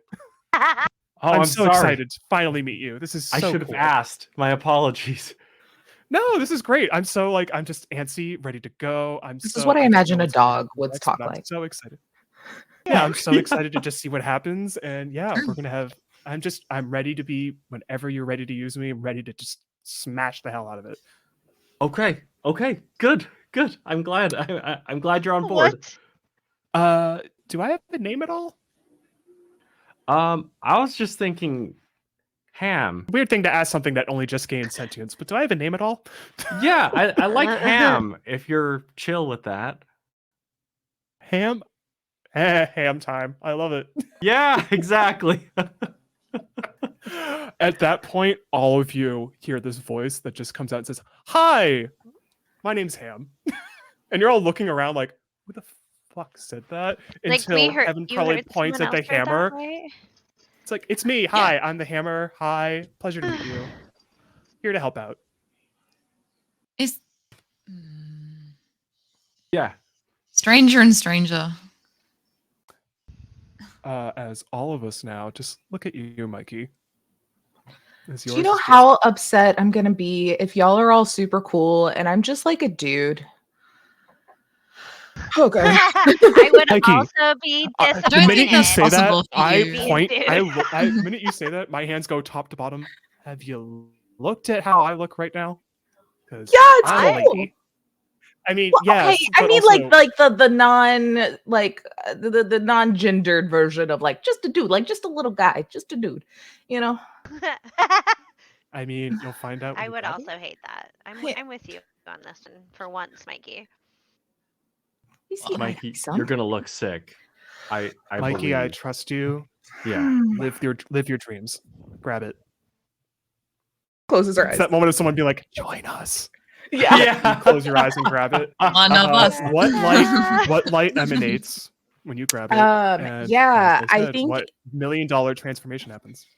it starts off like probably just a white glow that kind of goes that very typical cyberpunk neon-y green that then gets a little like it gets a little warmth into it. It gets a little teal as I think that her entire form kind of gets washed over by this light, and it is very much like little circuit board kind of patterns and pixels like forming in this like black and whites and teals, little flashes like purple and there, and just from like toe up, like very much looking like a program materializing or an image kind of materializing in an old school like sci-fi movie, pixel by pixel, creates the image of new Mikey that also probably very similar boots in that Phoenix's alter appearance here has these very high knee-high boots, like fishnet leggings, got the gloves, has on this like kind of long one-piece dress that is like fully one of those that has like the big old slits all the way up both sides, and it looks like it's kind of that cyberpunky material of where it's like leathery looking. You're like, okay, Yeah. that looks horribly uncomfortable, but cool. It's got a with a little cloak that kind of goes over. You can see tattoos on both shoulders that are very much kind of like ring around the shoulders, but are that kind of circuit board cybernetic appearance, along with some that run on her face. But most notably, she is like a pale pinkish purple toned with two sets of horns as well, kind of coming out of the forehead back. That I couldn't find any, but they start with like a more light kind of gray color and go to that same purple that is kind of the tone of her outfit, with these like piercing gold orange, almost glowing eyes. And you can see on the kind of the jewelry has a little nose ring, lots of necklaces and bracelets and such, but has kind of a little head jewel that has that glowing now D10 affixed in the middle of that teal. Phoenix immediately runs up to you, and uncharacteristically, and you can't tell it's because of maybe their transformation or not, they kind of squeal out loud and just scream, "Oh my god, you're a tiefling!" You have, oh my god. And I point at your horns, and you immediately feel that they're real. And then you also have this horrifying realization: you are sprouting horns out of your fucking forehead. And you can feel the actual. It's the same thing for our dictator. You probably felt the same thing with your horns. You can feel the indentation part of your skin where it parts, and you can feel that sprouting out of your head. But like Phoenix is way too giddy about the fact that, like, oh my god, you're so fucking cute. This is a sensation I never thought about how it would feel. I know. Eden is like, you have fucking horns. We have. Well, you get the horns. Yeah. He goes for a high five. It's at this point when you say that, and all of you take this in, just to add a little flavor, because you can still keep talking. The room is now, you have like a window light coming somewhere, and it's like a dark background. You hear nature, you can smell it, you can feel that humidity of being somewhere in the woods, but you're not sure where you are yet. Okay. I feel like we're all like probably thinking the same thing, but I just want to say it out loud. Was this what you were picturing your character was going to look like, right? Yeah. As you ask that, much like Kevin did, for you, because you're basically a Neo, you have a moment where your AI system that is internal kicks in, and it's kind of like a text message noise pops up, like a ding. It's like, message from the fair. Do you accept? Yes. Minute you say yes, and all of you see this, and it is one of the weirdest fucking things that happens. Out of nowhere, these two beings appear in front of Mikey. They are like completely black, but like circuit board, like think Tron. It's that level of lighting, but like someone completely blacked out. Two figures holding hands, and they just stare at you can't tell if they're staring at you because their face is just completely keeps changing like a circuit board. There are no eyes, no mouth, but you all hear it. Just, we present you with a gift. Do you accept? I'm really scared to not say yes. What does your teleportation device look like? Ooh. I feel like it would be something kind of like handheld. Ooh, that'd be really cool. If it's something like kind of maybe like built in, it can be like built in onto the glove, kind of like a little like pad sort of thing. So I can kind of like Spider-Man when I need to. Nice. It is exactly that. It descends from their hands that they hold out. One on the, like, they have a left hand and an open right hand that they just send out, and it just floats to your hand that you hold up and grab it. and then easily just literally click it into place into your wrist. Use it well, Neo. And then, like, they're out of the room, gone. And Phoenix just looks at you like, that was fucking cool. Okay. Also, I think you might need this. And almost out of nowhere in their hands, think of something that makes you so happy. And whenever you see it in real life, you see 2 coins in Phoenix's hand that immediately, just for you, you immediately want them. You don't know why, but you innately want these. Aw. It's the type of thing where you stare at it and you're like, yes, give it to me. You might need this. That's the goal. Yeah. I mean, Yeah, I don't think your teleportation's going to work without it. And I do one of these really weird things where I flick it to you, both of them. Or actually, wrong. I only flick one of them, and then I take the other. And like, I'm going to hold on to the other. You just get one for now. Can't give you all the fun immediately. And he's got a talking thing. I can have 2 coins. You're very powerful. Trust me, you're very powerful. And when you grab it, where do you think your hands naturally go when you grab it? Like to put it. Yeah. I'm just gonna. This is just Taylor's fallback for something important she doesn't want to lose. We're all gonna learn something about it down the shirt. Nice and safe from the ladies. So what happens actually is when you do that, right where your chest is, right before like any fabric would cover it up, all of you see this now. They kind of lower the fabric a tiny bit. You have a coin-shaped slot in your chest that is perfectly sized to fit that coin in. I thought I'd like put the coin in the arm thing. Oh No, the way this was written in the rules, your coin in the slot. hot. All right. You get like, again, think of like your favorite dish you've ever had, that sort of sensory feeling of like, oh my god, yes, it feels like that times 10. And you just feel like, oh my god, like you just had the best rush of your life. And you hear that AI voice kick in saying, fair gold detected. Items powered up. Teleportation device. And then you see a little number on the bottom right that says, time left for fair gold, 1 day. Oh, right. I forgot to mention, you kind of need to get it every day because it kind of disappears after 24 hours. We all hear you say that. That was her AI system in it. I say that she needs to get gold every day. Yeah. Okay, you. Huh. I really should have also, read the book better. Yeah, me too. But also, guys, this is our campaign setting. I remember it was in the woods we started. I called it, I think, Lominsa, because I was on a bit of a Final Fantasy kick. And I start walking forward, and I actually find like a door that just appears out of nowhere. It's like, here's what I'm gonna do. Again, I cannot believe I look the way I do. This is a lot of emotions at once. I'm gonna go check on things and see what's happening. Have fun, I guess.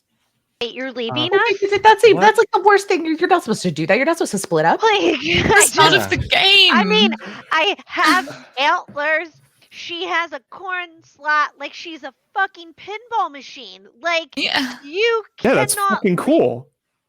You built this world. You can't leave us. Yeah. But I will be watching your every step as a GM would. And I need to go make sure whatever is out there is fine because I have no idea. I'm assuming it is, but I want to check.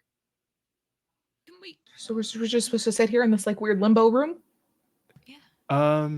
No, I would, and I point towards a set of stairs. I'd probably head up there, but at the same time, if this is following the way I wrote it, you should prepare for a combat thingy in a second. Oh. And that's where I do a really weird thing, which is I pull a coin out and then I'm gone.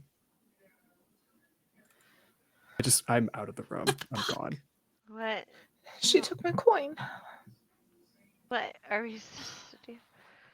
Okay. We Mm, know what we've got to do. I don't we- think, but we have to fight in real life now. I. Oh my Okay, god, I have a gun. Okay. Great. I mean, Great. is that something you know how to use? The minute you say that, because that's just the funniest reaction I've ever heard in my life.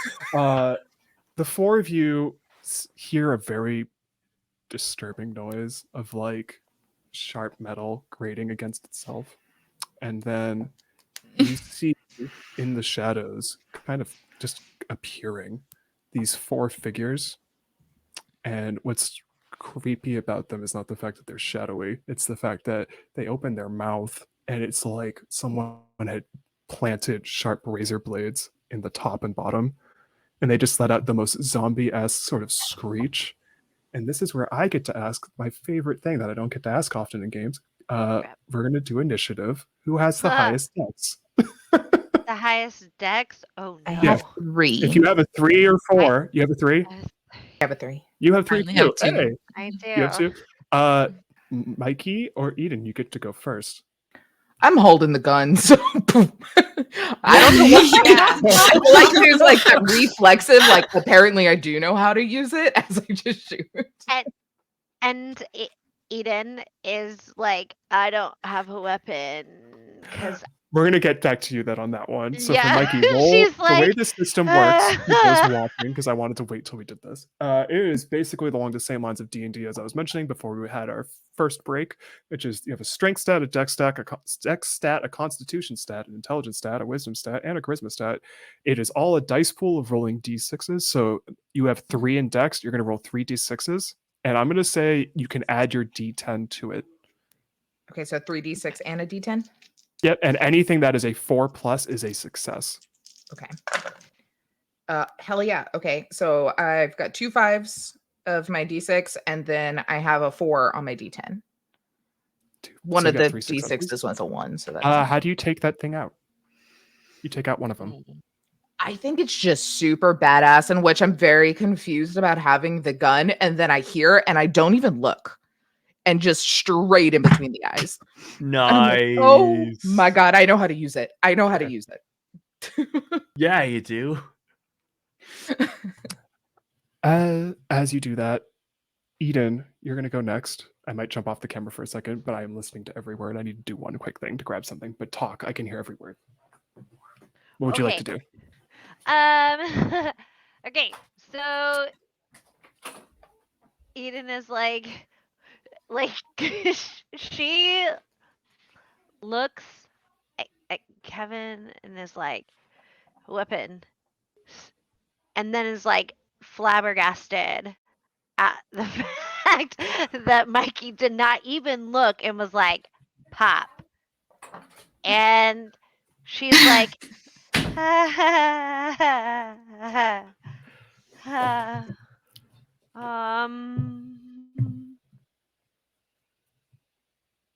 she kind of looks You at wanna everybody use and my she's like, gun? what do I do? Like You no hear when you say weapon. that, you hear a voice that is very much Phoenix speaking to you, like, my dear, you are the weapon. Or you can use your voice. And they're running at us, correct? Yeah, there is one getting closer and closer to you. And it gets more and more terrifying every step.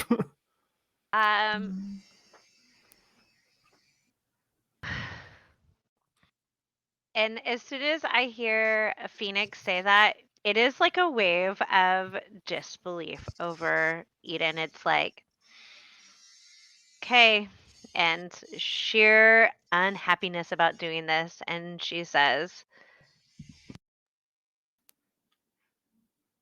stop where you are. And when she does this, the mood shifts a little, like y'all can see it. And she does it.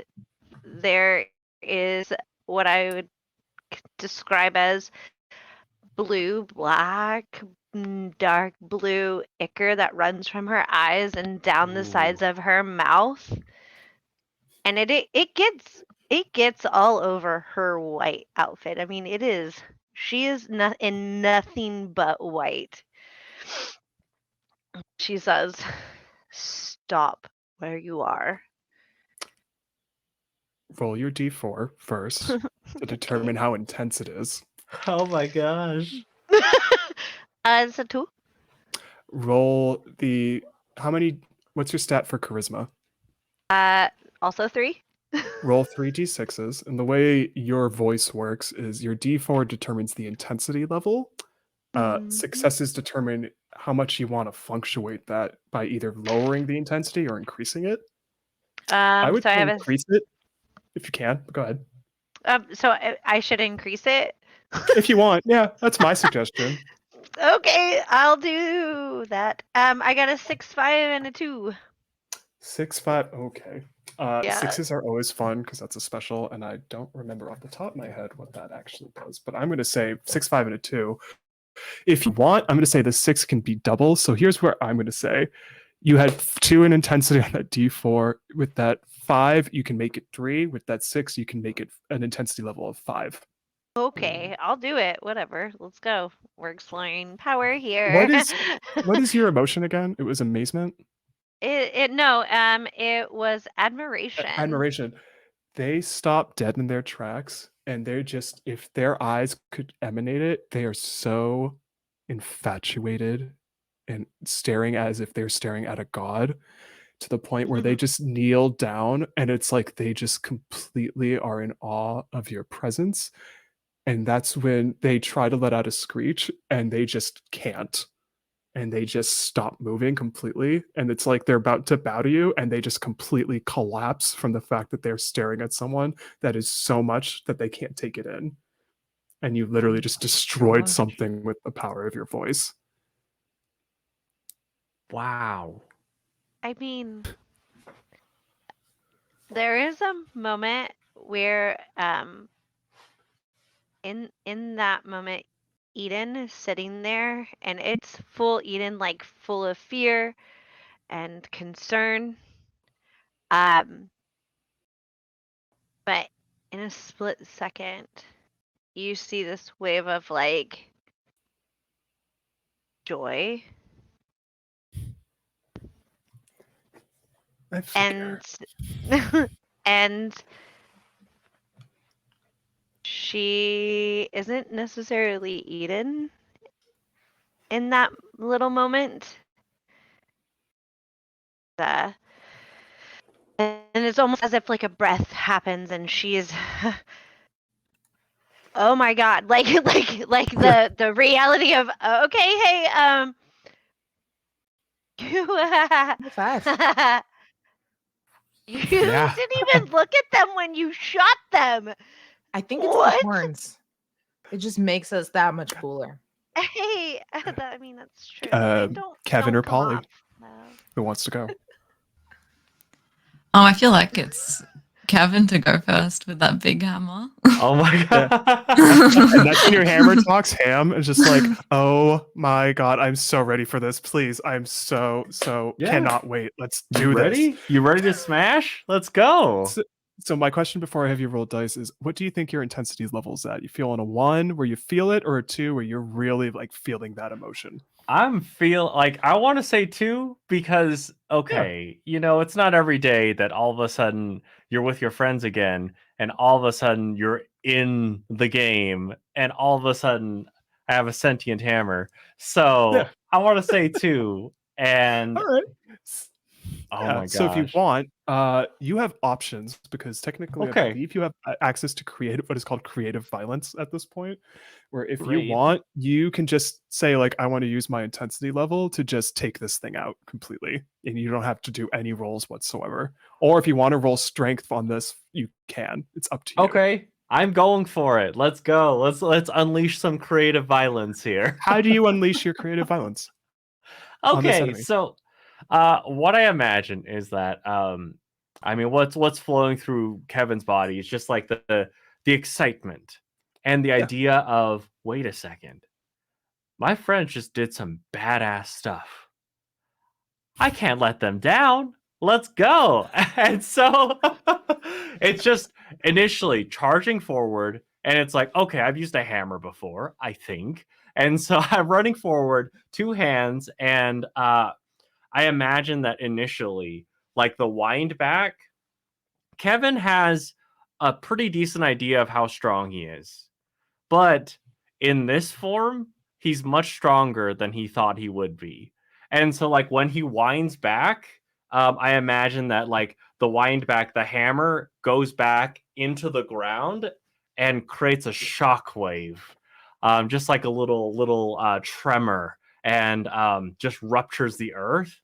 And then he will do just the biggest haymaker swing from back forward, just trying to essentially create the perfect arc, slamming down on one of these things to drive it home and say, "Hey, your queen there just told you to stop.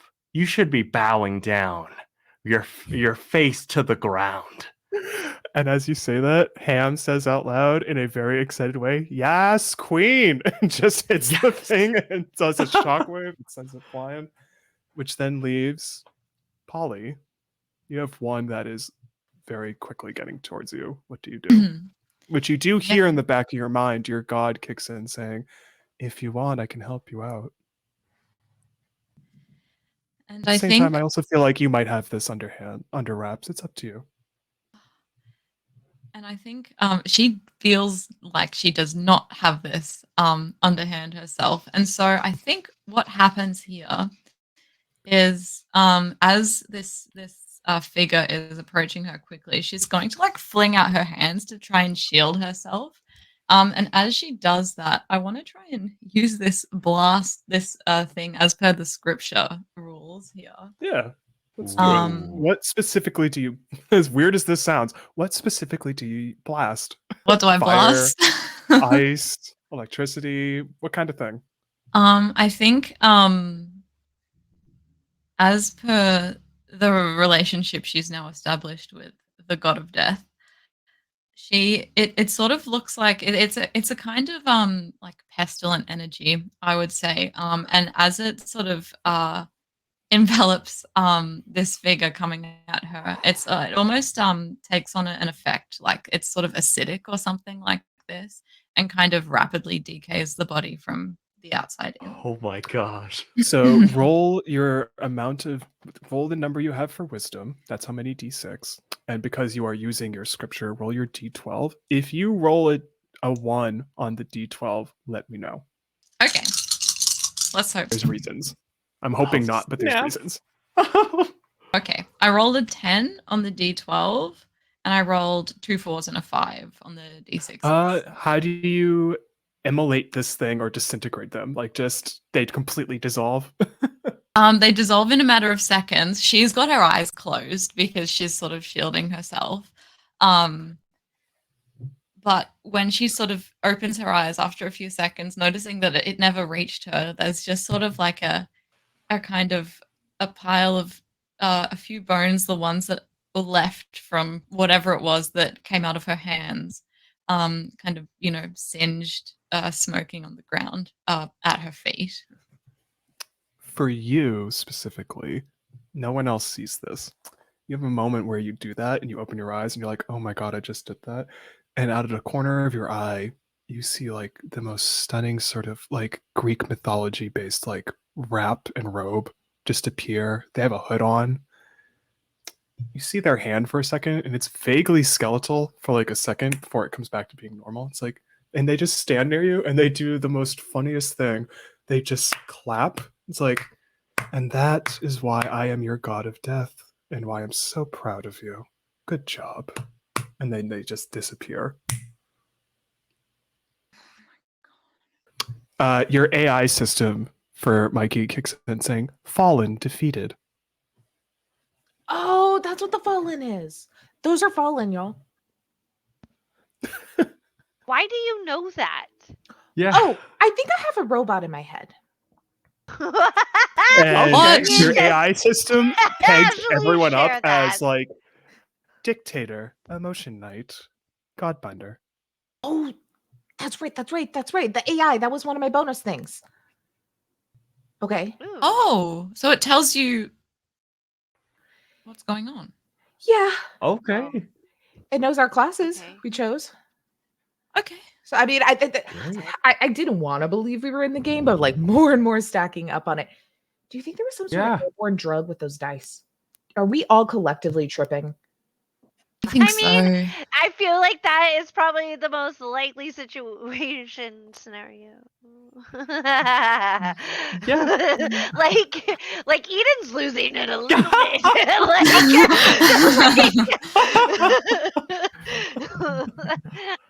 It's fine. You see a We're stairwell that just goes somewhere. You have no idea where. It's got like this one perfect window light just hitting it. With, like, a Oh, golden light. okay.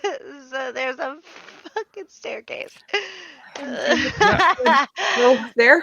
Do we do it? Yeah. I mean, Why not? If this is a trip, it's a pretty good one. We It's get to do pretty- it with each other. That's true. Hammer It's speaks a out loud collective saying, trip. "Oh my god, it's a stairwell! I'm so excited to find out what's up there."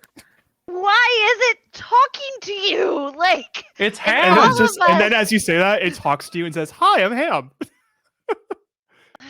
Oh, hi, Ham. You're really And pretty. as- Those horns are great. Thank you. My name is, and she goes to say Eden, but that's not what comes out. She's like, hi, I'm Mara. And Mara, she just keep. Actually, I love that. All of you try to say your real name and you can't. You say the name you wrote on your character sheet. Mara. And she's like, hi, my name is Mara. the character Is it name? one Mara, or, and then the hammer kicks in saying, "Is it one Mara or two Maras, or is it Mara, Thank you. No, I love you. It's just one. I need us all to like appreciate the irony. Irony, is that the right word? That I named my character after an AI, and now I have an AI in my head. What is I your mean, it's- character's name? Ava. Oh. Oh, I cute. love that. You're clever. God damn it, Mikey. Fuck. Wait, do you have a name? I What? just like look up, like trying to, like my AI is there. Like, Your Yeah. your AI does not have the names on it until they say the name. So when Mara says Mara, oh no, I'm it asking the says AI if Mara. it has a name. Oh, it does it have a name? Oh, I don't know. You said you had ideas for the AI, so I didn't think about it. I can come up with one. I'm gonna say it is just it will be whatever name you come up with. That's what I'm deciding. I'm just you gonna can think on stick that for with now. pop Don't worry culture, about it. pop culture AIs. Edie, obviously. Mm. Yeah, do you say Edie's name out loud then? No, I probably think it though. I'm like, Oh, dang. I was like, I'll keep that in mind. Edie. okay. Also a great reference. Thank you. Yeah. And I like, what are the names that everyone else says? Well, I named my character Camille after my favorite scientific writer. Huh. Pulls So up I guess I'm Camille on your AI Camille. HUD. oh, okay. Yeah. I went with Yang because I was thinking, yin yang, the balance and like the more forceful side. Nice. We're all very creative. Yeah. Oh. Yeah, I'm definitely tripping. Keep Yeah, this is hearing not voices. freaking real. It's fine. No. Wait, you hear Mhm. voices? too? Where? Everyone hearing Wait, voices? Yeah. Yeah, like after I did that, the god of death came and told me I did good That's and right. then left again. That's right. That's so cool. Terrifying. But it is pretty cool. Yeah. I mean, did you say see that? what you did to that? No, actually, I was so scared. I closed my eyes, but I mean, It When you was say that terrifying. again, you just hear off in the distance in your head. Quick above table clarification rules wise, Nate, is it like the gold fuels me for the day, or like I have one It use is of my a ability? resource that literally only works for 24 hours. Once it's the Okay. next day, you no longer have it either in you or available on you. If you stockpiled, they all disappear. Gotcha. So It is even a if resource I that like depletes. teleport, Yeah, it's you not going to deplete it until the next no, morning. it's you have it for 20. Once you put it in, this sounds so weird to say out loud, so I apologize because it's a weird sentence. Once you put the gold inside you, Hot. it's there for 24 hours and that's it. After that, you need to replenish your resource. Hot. All right. And that means if you stockpile gold thinking you can Let's have it the be next day, it's weird. completely gone once you wake up in the morning. Cool. I look up to the top of the staircase and I teleport. Yeah, you do just that. All of you Just like see a it. little She poof they of teleport like immediately. pixels, and then a little poof of It- pixels as I reform. Yep, and Ava's right there. They just Fuck teleported. yeah. oh, that's so cool. Man. Okay. Guess I we'll all just- follow you, like mundane people who have to walk from place to place. I'm probably Yeah, gonna say, well- Ava, you probably take a moment where you're like, oh my god, I just did that. You probably teleport 5 different times, but end up back at the spot you first teleported to. Yeah. Like, just as everyone gets like a fourth of the way up the stairs, I'm there. Ka-dunk, ka-dunk. As you get to the top, who opens the door? It's like Me. a trap door. It's You open me. it? Yep. Yeah.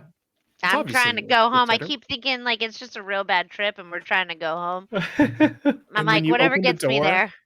Yeah, but when you open the door, that's when you start realizing, like, okay, I don't know where the hell we are anymore. You open up to a basically, and it's weird because you're confused because the door doesn't make sense from where you open it up to.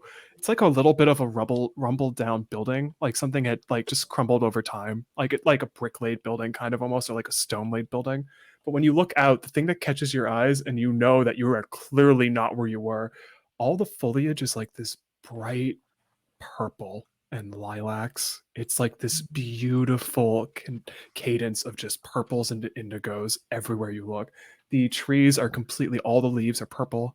The plants around you all are purple. You see like a sort of like walking path nearby.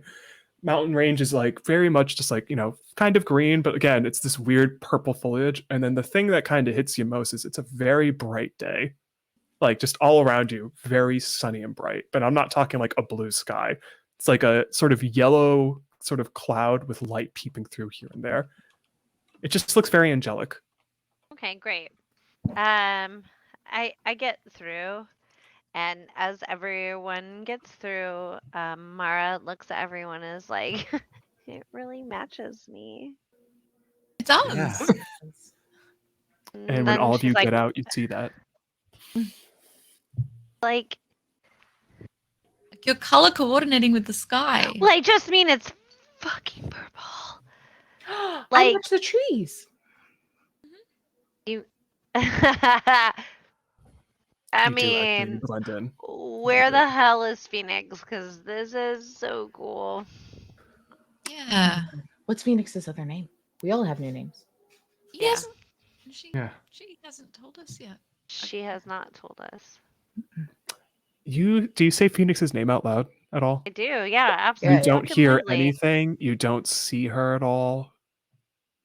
You just are in a wide open space that is surrounded by purple foliage. And the thing that catches you off is you all kind of look back to see the door you walked out of. It's not there anymore. Good. This is so good. One of those We're doing Alice in Wonderland situations. So Yeah. good. I mean, you're super optimistic.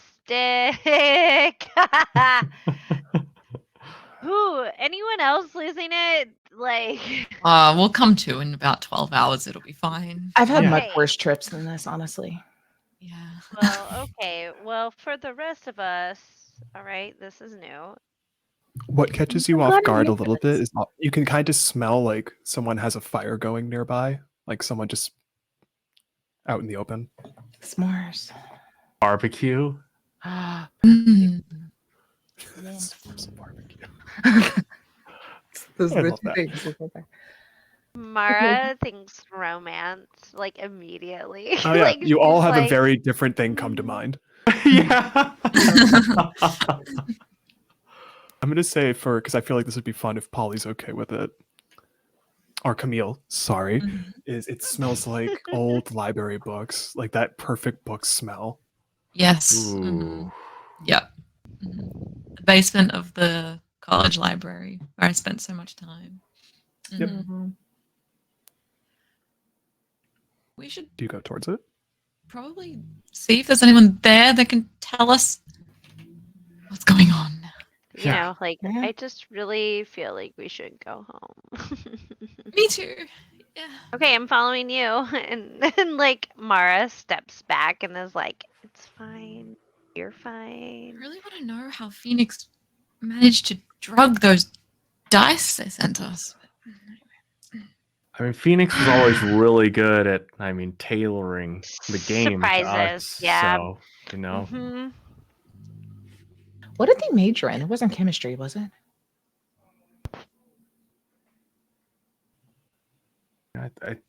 I think theater.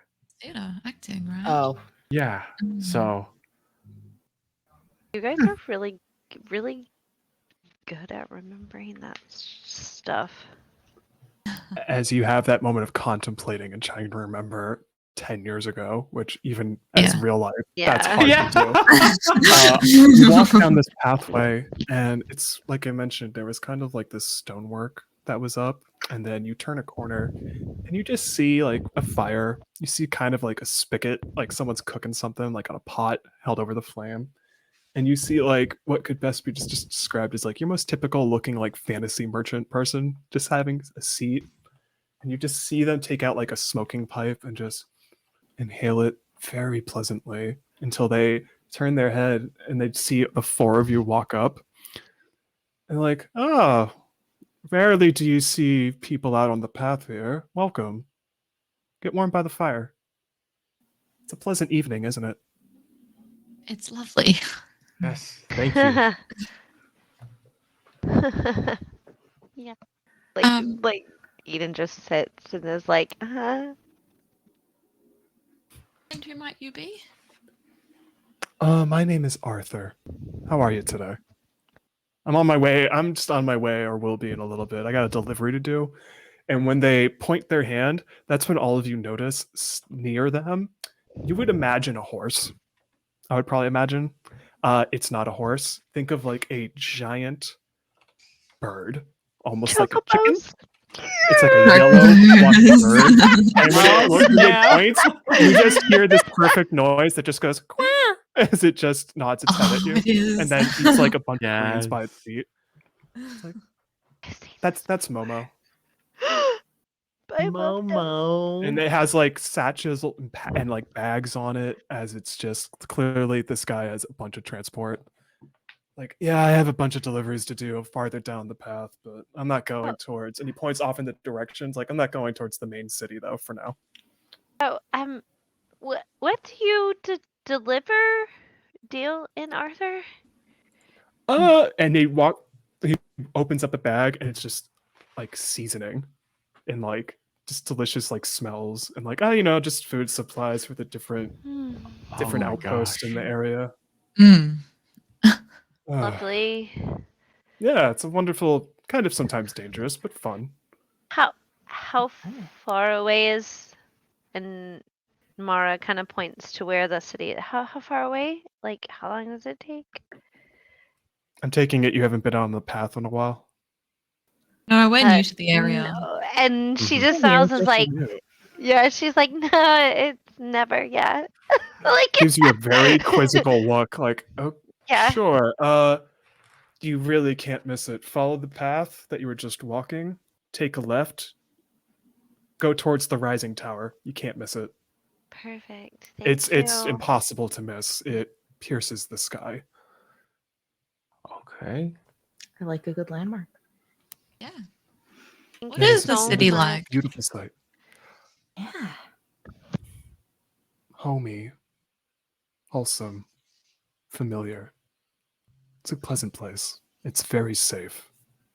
Oh, I hope to be back That's in a good. few days. Safe is good. Yeah, I hope to be back in a few days, but yeah, we'll see. Hmm. Sounds very nice. Yes. And then again, the bird just starts walking up to one of you and starts nudging its head. Scritchy, scritchy, scritchy, scritchy, scritchy. Oh, it loves scratches. It's totally okay with Yeah. that. Hesitation is Mara's game, but the moment that Mikey does it, she's like, okay. Like, she cannot resist. When you the say that, scritch. he doesn't call it chocobo. He says, I "Oh yeah, know. my cocoa is very, they're so wonderful." Catches So another long whiff from his adorable. pipe. But yeah, if you hit the tower, you guys should be fine. Just, discretion. Be safe. Nothing wrong with an evening stroll, as they laugh out loud, Hmm. as it's bright and sunny out. I feel like Coco yoga would be much more fun than goat yoga. Yeah. Like I said, we're new to the area. Is there anything about this region we should know when we're on our travels? It's at this point you realize that the fire they had going, they've already eaten, and they're already kind of putting the fire out, and they're getting supplies back on Momo, which I had to go with Momo because immediately Airbender came to mind. And Knew they're it. just like, well, you already know the number one rule: safety in numbers. He just gives you a smile that belies so much. And that's when they like pat Momo. It's like, all right, girl, let's get going. And it just stops nudging its head into Ava. Stops nudging its head elsewhere. It's like, yep, I know you don't want to go, but we gotta go. Gotta leave this group alone. Got deliveries to make. Just again, you can't miss it. It's Okay. impossible to miss on the horizon. And they Travel just give you safe. all a very thorough up and down look. It's like, I like the outfits. They look great. Thank you. Thanks. Thanks. We're somewhat And of when they say fashion. that, they throw each of you like an apple. It's like, for the journey. Enjoy it. Appreciate it. It's like a bright green. Ooh. I'm shying it, but I'm not eating until he's out of view. Mhm. Oh. Yang is gonna do the opposite and like out of respect just try to take a big bite right in front of him. It tastes like a real apple. Nothing about that tastes fake at all. This is incredible. Hmm. Thank you. No problem. Good produce like that, don't ever waste it. Right. And that's when they give you a mild, be safe on the path, and they just pat Momo, who just goes and just starts one leg at a time, moving forward. Its fluffy yellow feathers. He said safety in numbers, but he's by himself, which makes me think he's probably a very scary individual. Probably. Right? Or Momo is. Momo True. is. Mhm. Momo could kick some ass. Yeah. I'll eat the apple now. It tastes like a real apple. It's the most delicious apple you ever had in your life. So good. Mara does not eat it at all. She saves it. I have a question for you, by the way. When you use your voice, you said you have black and blue ichor that comes out. Are your clothes stained or are they still white? In the moment they are stained, but when it's over, they aren't. It's a bit Yep. Anime. befuzzling. Like No, cool. Wanted to check. Do you all move on from the path as specified? Yeah. It's one of this weird things where you're like, again, as you all jokingly keep saying, have you been drugged? Is this like a weird acid trip? But Right. like you walk down this path, and again, it's like indigo, lilac, purple. It's like the most beautiful, not worldly foliage colors you can see. It's like you are clearly in another fantasy entirely. And that's when you start walking forward, and then you see out of the corner of your eye the exact thing that peddler of sorts or merchant pointed out. There is this giant structure that is crystalline blue going from bottom all the way up into the sky, and it pierces the sky completely. It is massive. And every time a light hits it, or like a light beam hits it, it glistens, like almost like a lens flare. Well, there's your landmark. Yeah. Let me see if I'm.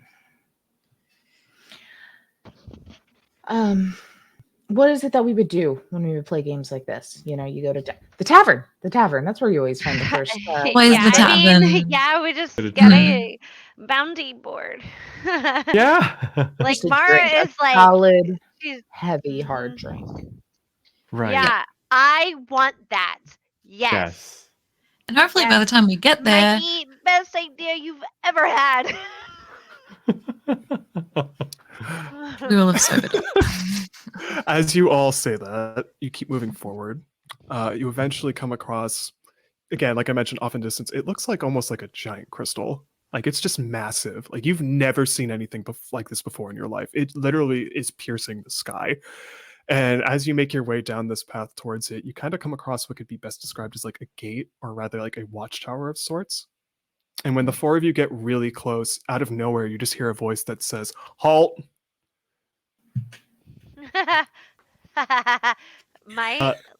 Mara's hands immediately go up, like Well, out of a reflex. Okay. I'll They drop ent- Ham. Thanks. Ham's like, "Don't worry, I'm fine. I don't feel anything like that. It's all good." Love it. I am intrigued to know who said that though, because oh my god, I want to meet more people. This seems like fun. Oh my god, I am Sorry. terrifying and great at the same time. Good. What happens is someone enters from the pathway, or at least on the left side of this watchtower, or barricade is probably the better way to phrase it. They are a knight of sorts. Like they have chainmail visible, like on their arms and biceps area, that's hidden underneath the armor over top their torso. Their gloves extend all the way up to their elbows. They have a red sash of sorts that behind them drapes down into a small cloak. They have beautiful long silver hair that goes down past their shoulders. That said, despite the fact that they look rather human, residing on the top of their head is something that kind of leaves you all just staring, which is interesting considering two of you have horns, so maybe it's not as weird as I originally thought it would be. But you kind of just take a second to look at this person and are kind of like, huh. And you're kind of maybe remembering some of the things Phoenix put in this world, because they joked saying, well, it's kind of was inspired by Final Fantasy and all that. And standing before you is like a very human looking person, except for the fact that where normal human ears would be, they have like giant rabbit like ears that go up a foot above, like a foot or 30 centimeters at least. And they just stop in front of you and they kind of just crisscross their arms, staring at the four of you quizzically. I'll also add, you can tell that their nose is a little more button-like than a human would be, and they speak in a rather unusual dialect. "Every face in this city I know, yours I do not. This is the threshold of the Crystarium, strangers, and I am its gatekeeper. If you would enter, you will answer my questions.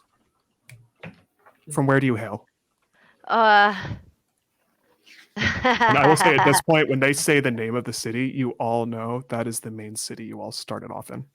Got it. Could I possibly remember any sort of city from in this world that Phoenix had made previously? Like Yeah, when we you can say played whatever. Yeah, 10 years ago. what was the name of it? Yeah, what's the name of it? Don't make me name things. Indianapolis. I'm kidding. I'm kidding. In No, I'm kidding. I'm kidding. Indiepolis. I love you, Taylor. It was a joke. It was a joke. I'm glad. No, it I'm worked. going with it. You said it. It's I go with happening now. every joke. You say Indiepolis. The others probably look at you like, what? And I'm going to say for Camille, who very much was probably the note taker for the group and remembered things very specifically. Was Yep. that an actual city name in the game?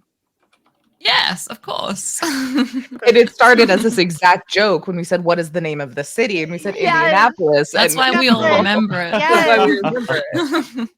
Oh. They stare at you, and then their face kind of goes more into a frown. And they're like, what was the name again? Indias. I forgot already. It's left my brain.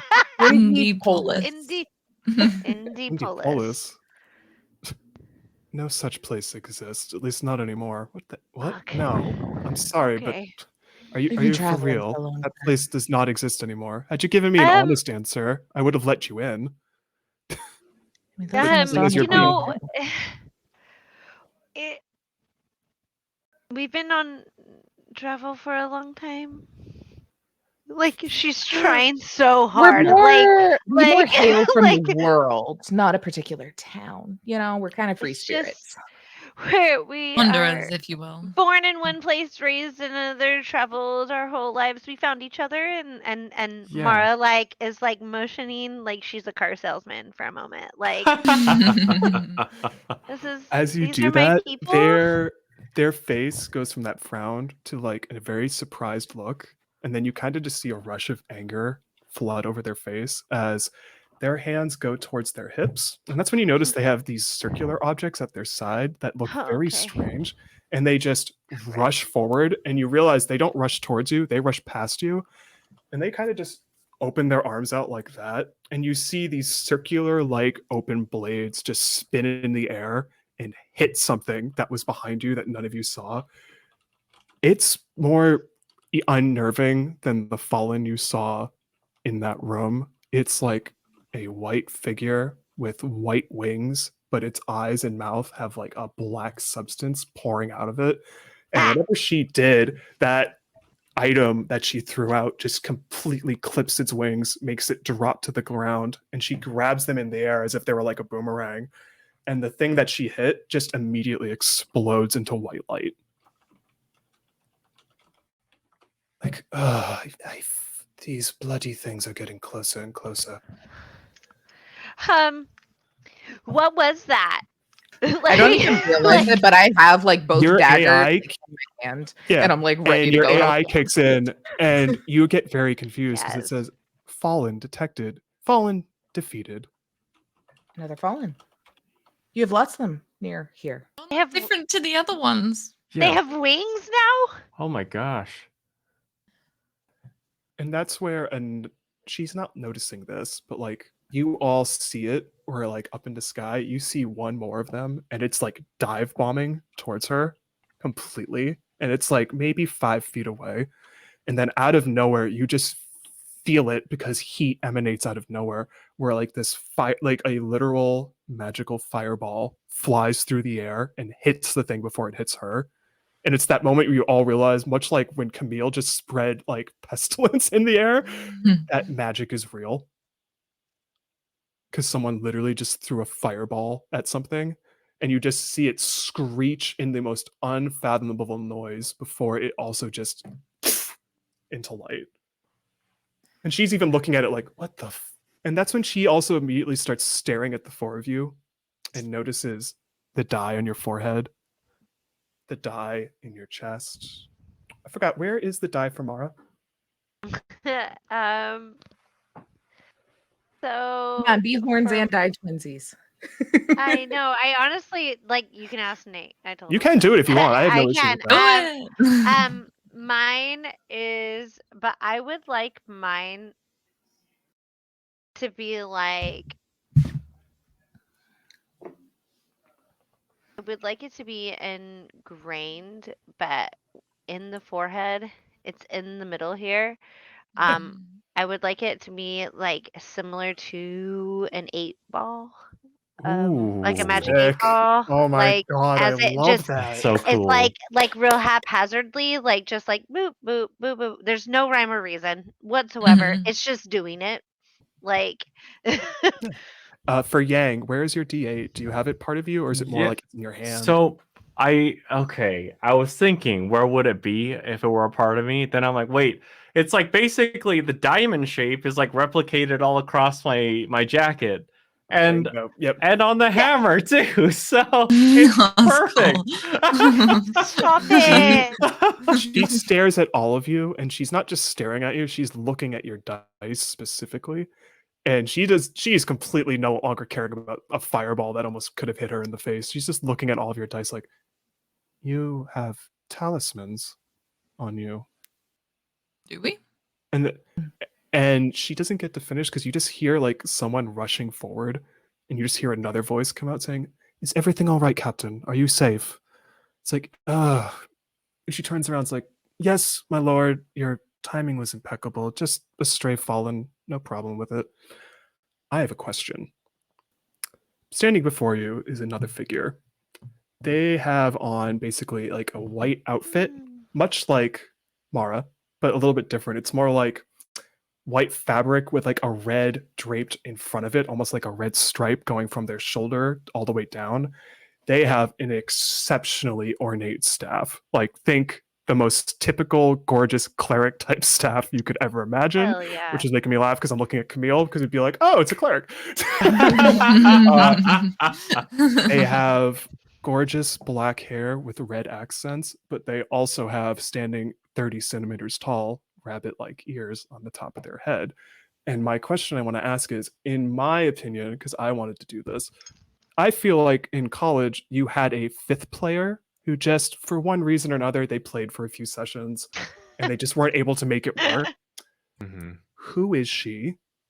And why, when you look at this person who has the exact face as them from 10 years ago, does it bring you immense joy to see their face?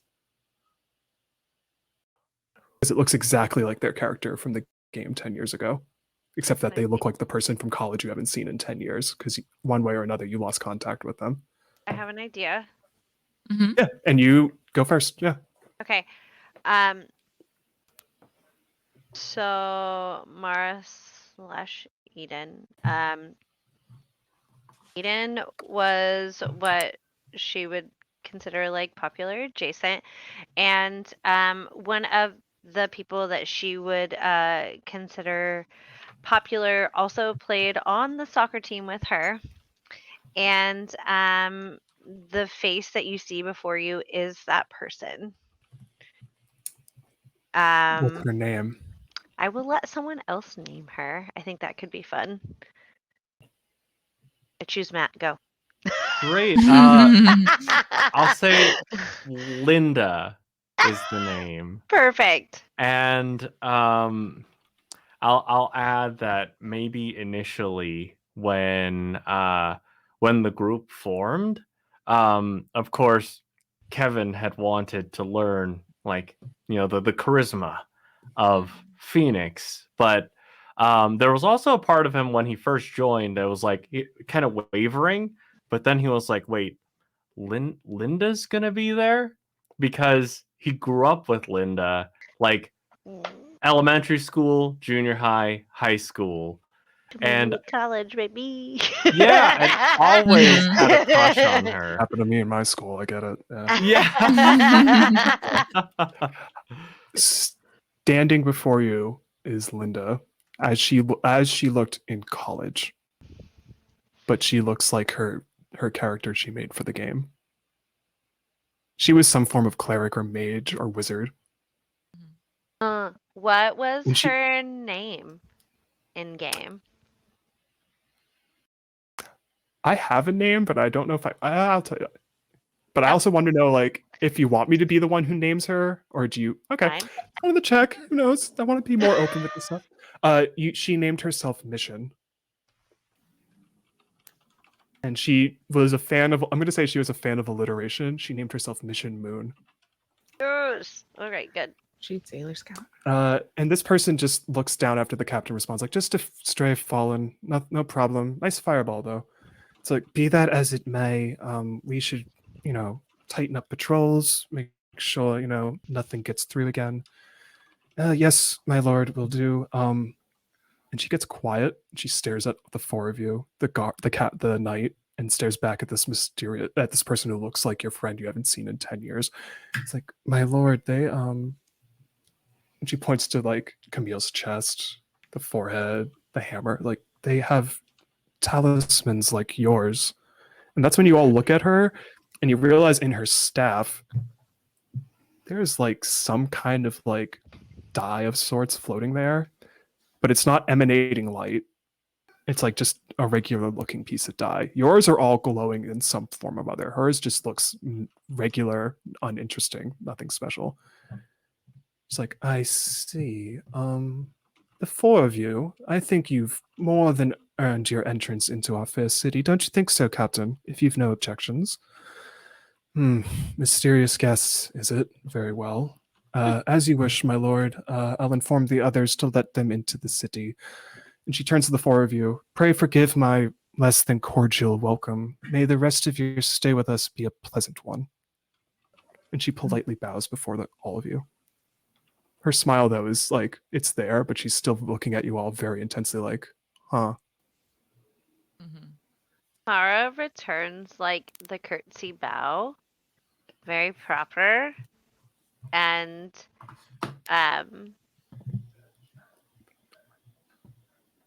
gives the look of like vindication, like of yeah, thank you.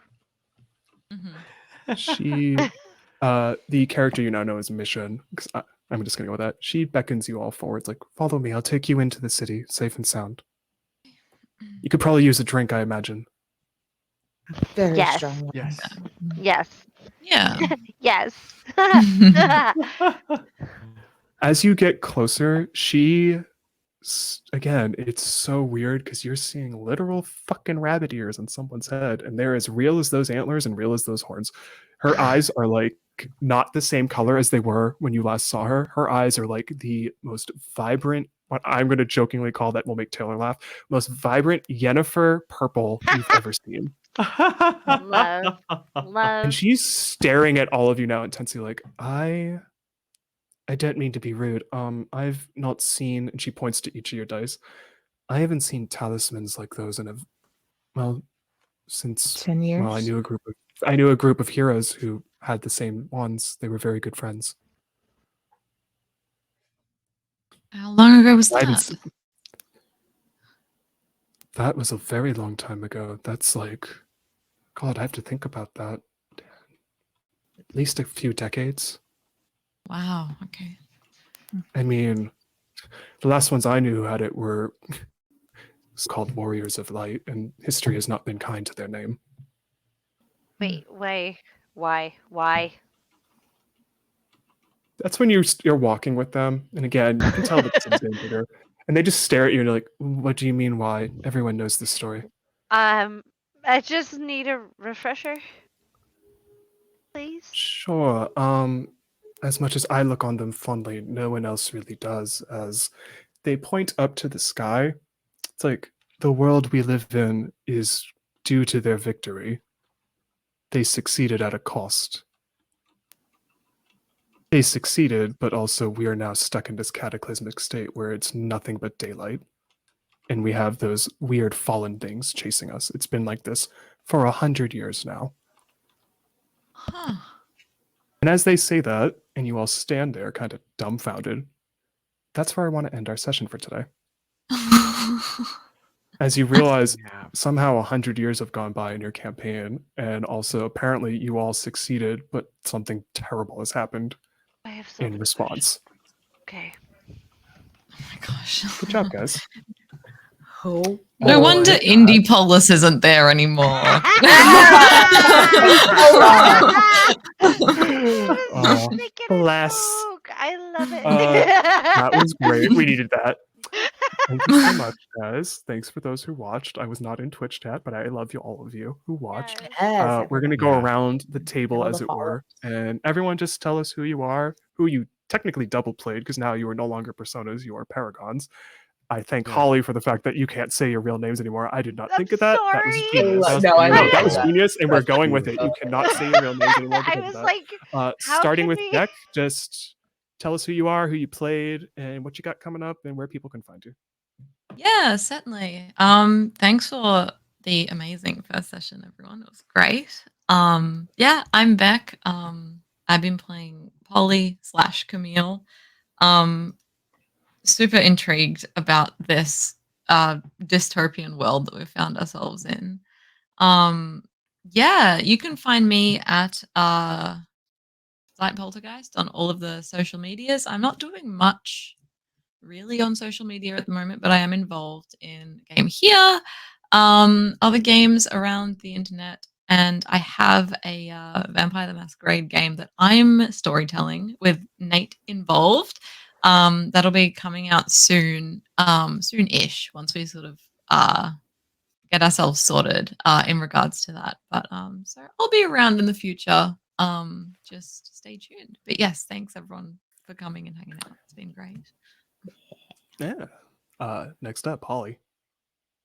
As you grab your wine, and I I did know. not mean to I do was that, like, but now it's happening. I'll have a drink. No, I won't. Hey, I'm OMG Holly D. You can find me at all of the socials there. Tonight I played your dictator, formerly Eden, now Mara. And I am so grateful for this because I have been prepping this character for a hot minute. And you can find me on a Tuesday.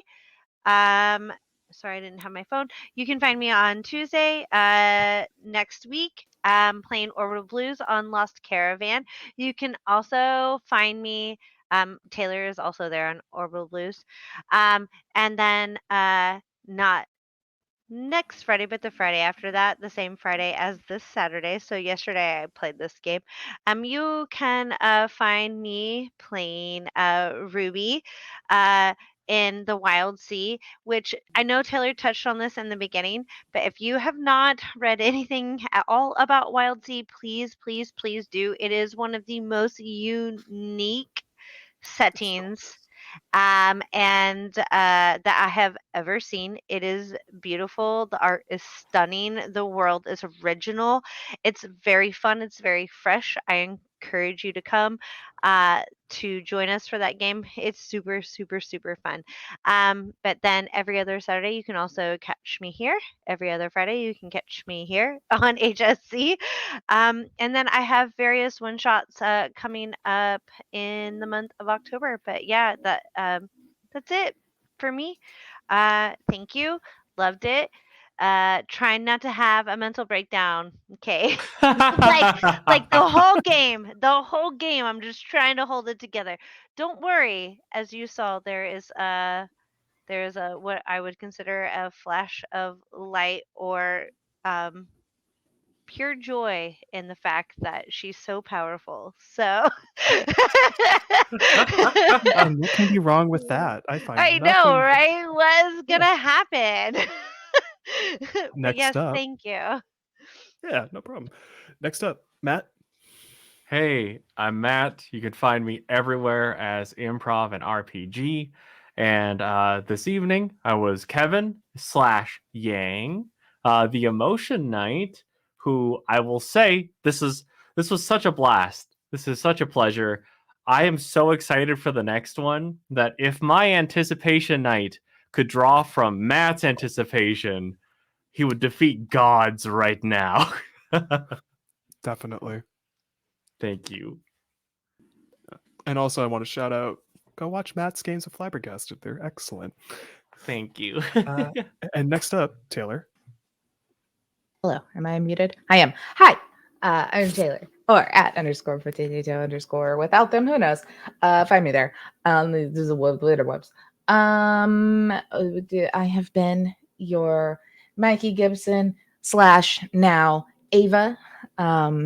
Kudos to anyone that can figure out all three. I did kind of give away one of the references, but all three cyberpunk references in all of the names. Yeah. What else are we talking about? What we're doing? Yes. We're here, y'all. You can find me over on Lost Caravan on Monday for Lancer, our Duskgrave campaign. I think we have 1 to 2 more sessions of that before we wrap up that module. It is so good. Lancer's amazing. If you haven't checked it out, hey, maybe just go watch our Duskgrave one because it's really good.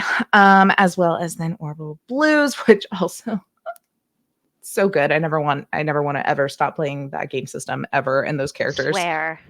Like we're probably gonna bully Hoop for the rest of his life to just continue to play this game. Yes. Also on Wednesday, right back here, will be Beacons, run by JT. It'll be Beacons of Firelight. It is a brand new game, brand new game to our show or to our channel, as well as a homebrew setting by JT themselves. And it is the Beacons system, which is by Massive Games, which does Lancer, and it is very similar and fun in that sense. I'll just continue. I'll just loop in the channel announcements along with what I'm actually doing. Fine. Do it. Because we have Wild Sea every other Friday, obviously this every other Saturday, every other Tuesday is Rich Randomness, and coming up the last Thursday of this month, we will have I don't remember what the Marvel game is called. What is the official Is it name? the Marvel Multiverse? Yes, Marvel Multiverse, ran by Mike, will come back on the 28th. And then we have some spooky stuff coming in October. You can also find me over on Apocryptic Unlimited, which is an all POC ran collective. Matt is also over there playing games with me. We do streams of TTRPGs. We have video game streams, just fun community hangouts, plus a zine, which issue 0 is out right now. So you can kind of get a taste of what it is. And we're about to start like kicking off some like crowdfunding to get next year's like once per quarter one going. So if you're a BIPOC creator in the TTRPG space, join our Discord, and we will have, you know, calls for writers and artists and such, all paid positions above market rate. So come hang out. And we're Fucking cool. yeah, our whole goal is just to uplift as many voices as we can there. So come hang out, and we'll be a big bad. So if you're there, we'll be running around with physical copies of our issue 0 plus other fun swag, and just to hang out and just chat. And then the last thing, there's a lot of stuff right now. I am the game runner of Bloom and Blight, which is a Girl by Moonlight podcast. It is so good. Episode 5 just came out, which is like the lore drop. I was so proud. Granted, last night I also made my players cry, but that was the first official time I've made all of my players cry at one point in time. So it was great. So y'all should watch it because it's very good. Welcome to the party. Hateful. All right. Welcome to the club. Slay. I've made like a player cry here or there, but to have everyone at the table, it was great. But it is very, very good. It's very, very fun. That is just an absolutely wonderful cast. Kit and Anna are doing all of the production and the editing, and it sounds so professional. Every time I listen to an episode, I'm just like, no, we didn't do this. We were goofing off playing a game. How does it sound this good? Like, it's wild. It is so good, and would appreciate it. We've had a really good, run at it, and people seem to like it. So hey, share with your friends. Let's get more, because we're probably gonna have a season 2. So there's gonna be lots of content for it. Yes. Yeah. Those are all the things, plus channel announcements. So Nate, why don't you tell us about yourself while I look for who we want to raid when we're done with this? Yeah. My name is Nate Bushman. It's weird saying this out loud. I played Phoenix, who is the GM, and I will reveal it now because who knows when you'll hear it. Their Paragon name is Red, the Master. Not that at all red is my favorite color. Like I said, my name is Nate Bushman. I'm a photographer, occasional performer, sometimes GM. Just here, there, doing the things, on the internet. Why not? If you want to find me online, that's a weird sentence. You can find me at Nate_B on the platform formerly known as Twitter, or you can go to Blue Sky or Instagram, find me at IndieNate, INDIE Nate, or if you just want to see what I do photo-wise, natebushman.com, because I have a website for that. In terms of stuff I'm doing, there is this wonderful game, which I will say now, just so we can repeat it, we will not have a game 2 weeks from now because one of us will be at Big Bad Con, and I refuse to not have a game where one of us is missing. I feel like this is very vital to have the group together. So we will be back on October 14th. Outside of that, on dates. On September 29th, you can find me on the Initiative Order, my lovely home away from home, running my once-a-month Cyberpunk Red anthology series, Tales of the Red. Different one-shot each month, different crew each month. It's been a wild roller coaster of a ride, and the one this month is titled Haven't Got a Stitch to Wear, which is literally about smuggling clothes, which is appropriate for someone who used to work in the fashion industry, so go figure. Outside of that, on the 30th, I will actually be on Lost Caravan on the 30th for a one-shot of Fabula Ultima, which is great because I've had the book for a while, and I am looking forward to playing it. And I have my session 0 tomorrow, so looking forward to it. Hoop. And then 10 out of 10 also, recommend a magic user. Just saying, I feel so powerful. You would love it. We'll talk after this. I'm going to let you know what I'm thinking of. And also, as Becca mentioned, I am in an excellent Vampire the Masquerade game that we will not talk about more, other than Beck is running it with some fabulous people, and I look forward to all of you getting to hear it because I get to play a Tremere and not your normal Tremere. And then, yeah, outside of that, thanks everyone for joining. I look forward to Yes. session 2. I can't believe some of you dressed up. But I'm so course. happy you guys did. And I look think. forward to the joking thing I've been saying for weeks now. I look forward to more emotional baggage in a month Yeah. from now when we come back. As you walk into the city you started in, and I will let you think about this for the next few weeks, which is what's the name of the tavern you all started in your campaign? I You don't got want it. an answer now. You can tell me later. But Nope, I Taylor, already got it. who are we rating? You can tell Yeah, me we later. are But Taylor, going who are we rating? to go over and raid our good friends Save versus Death, who are playing their Cyberpunk Red campaign. We absolutely love them. Give them a Yay! follow, join their Discord, love all their things. They are an amazing group of people. And more Cyberpunk Red, the better, y'all. Honestly. We're actually Honestly. lacking some on our channel. We need to get some more. Like our fall Talk to lineup me has later, not 0 this year. Cyberpunk Red currently. Holy shit. I gotta talk to David about this. But everybody, have a great rest of your Thanks for weekend. joining, everyone. And we will see you soon.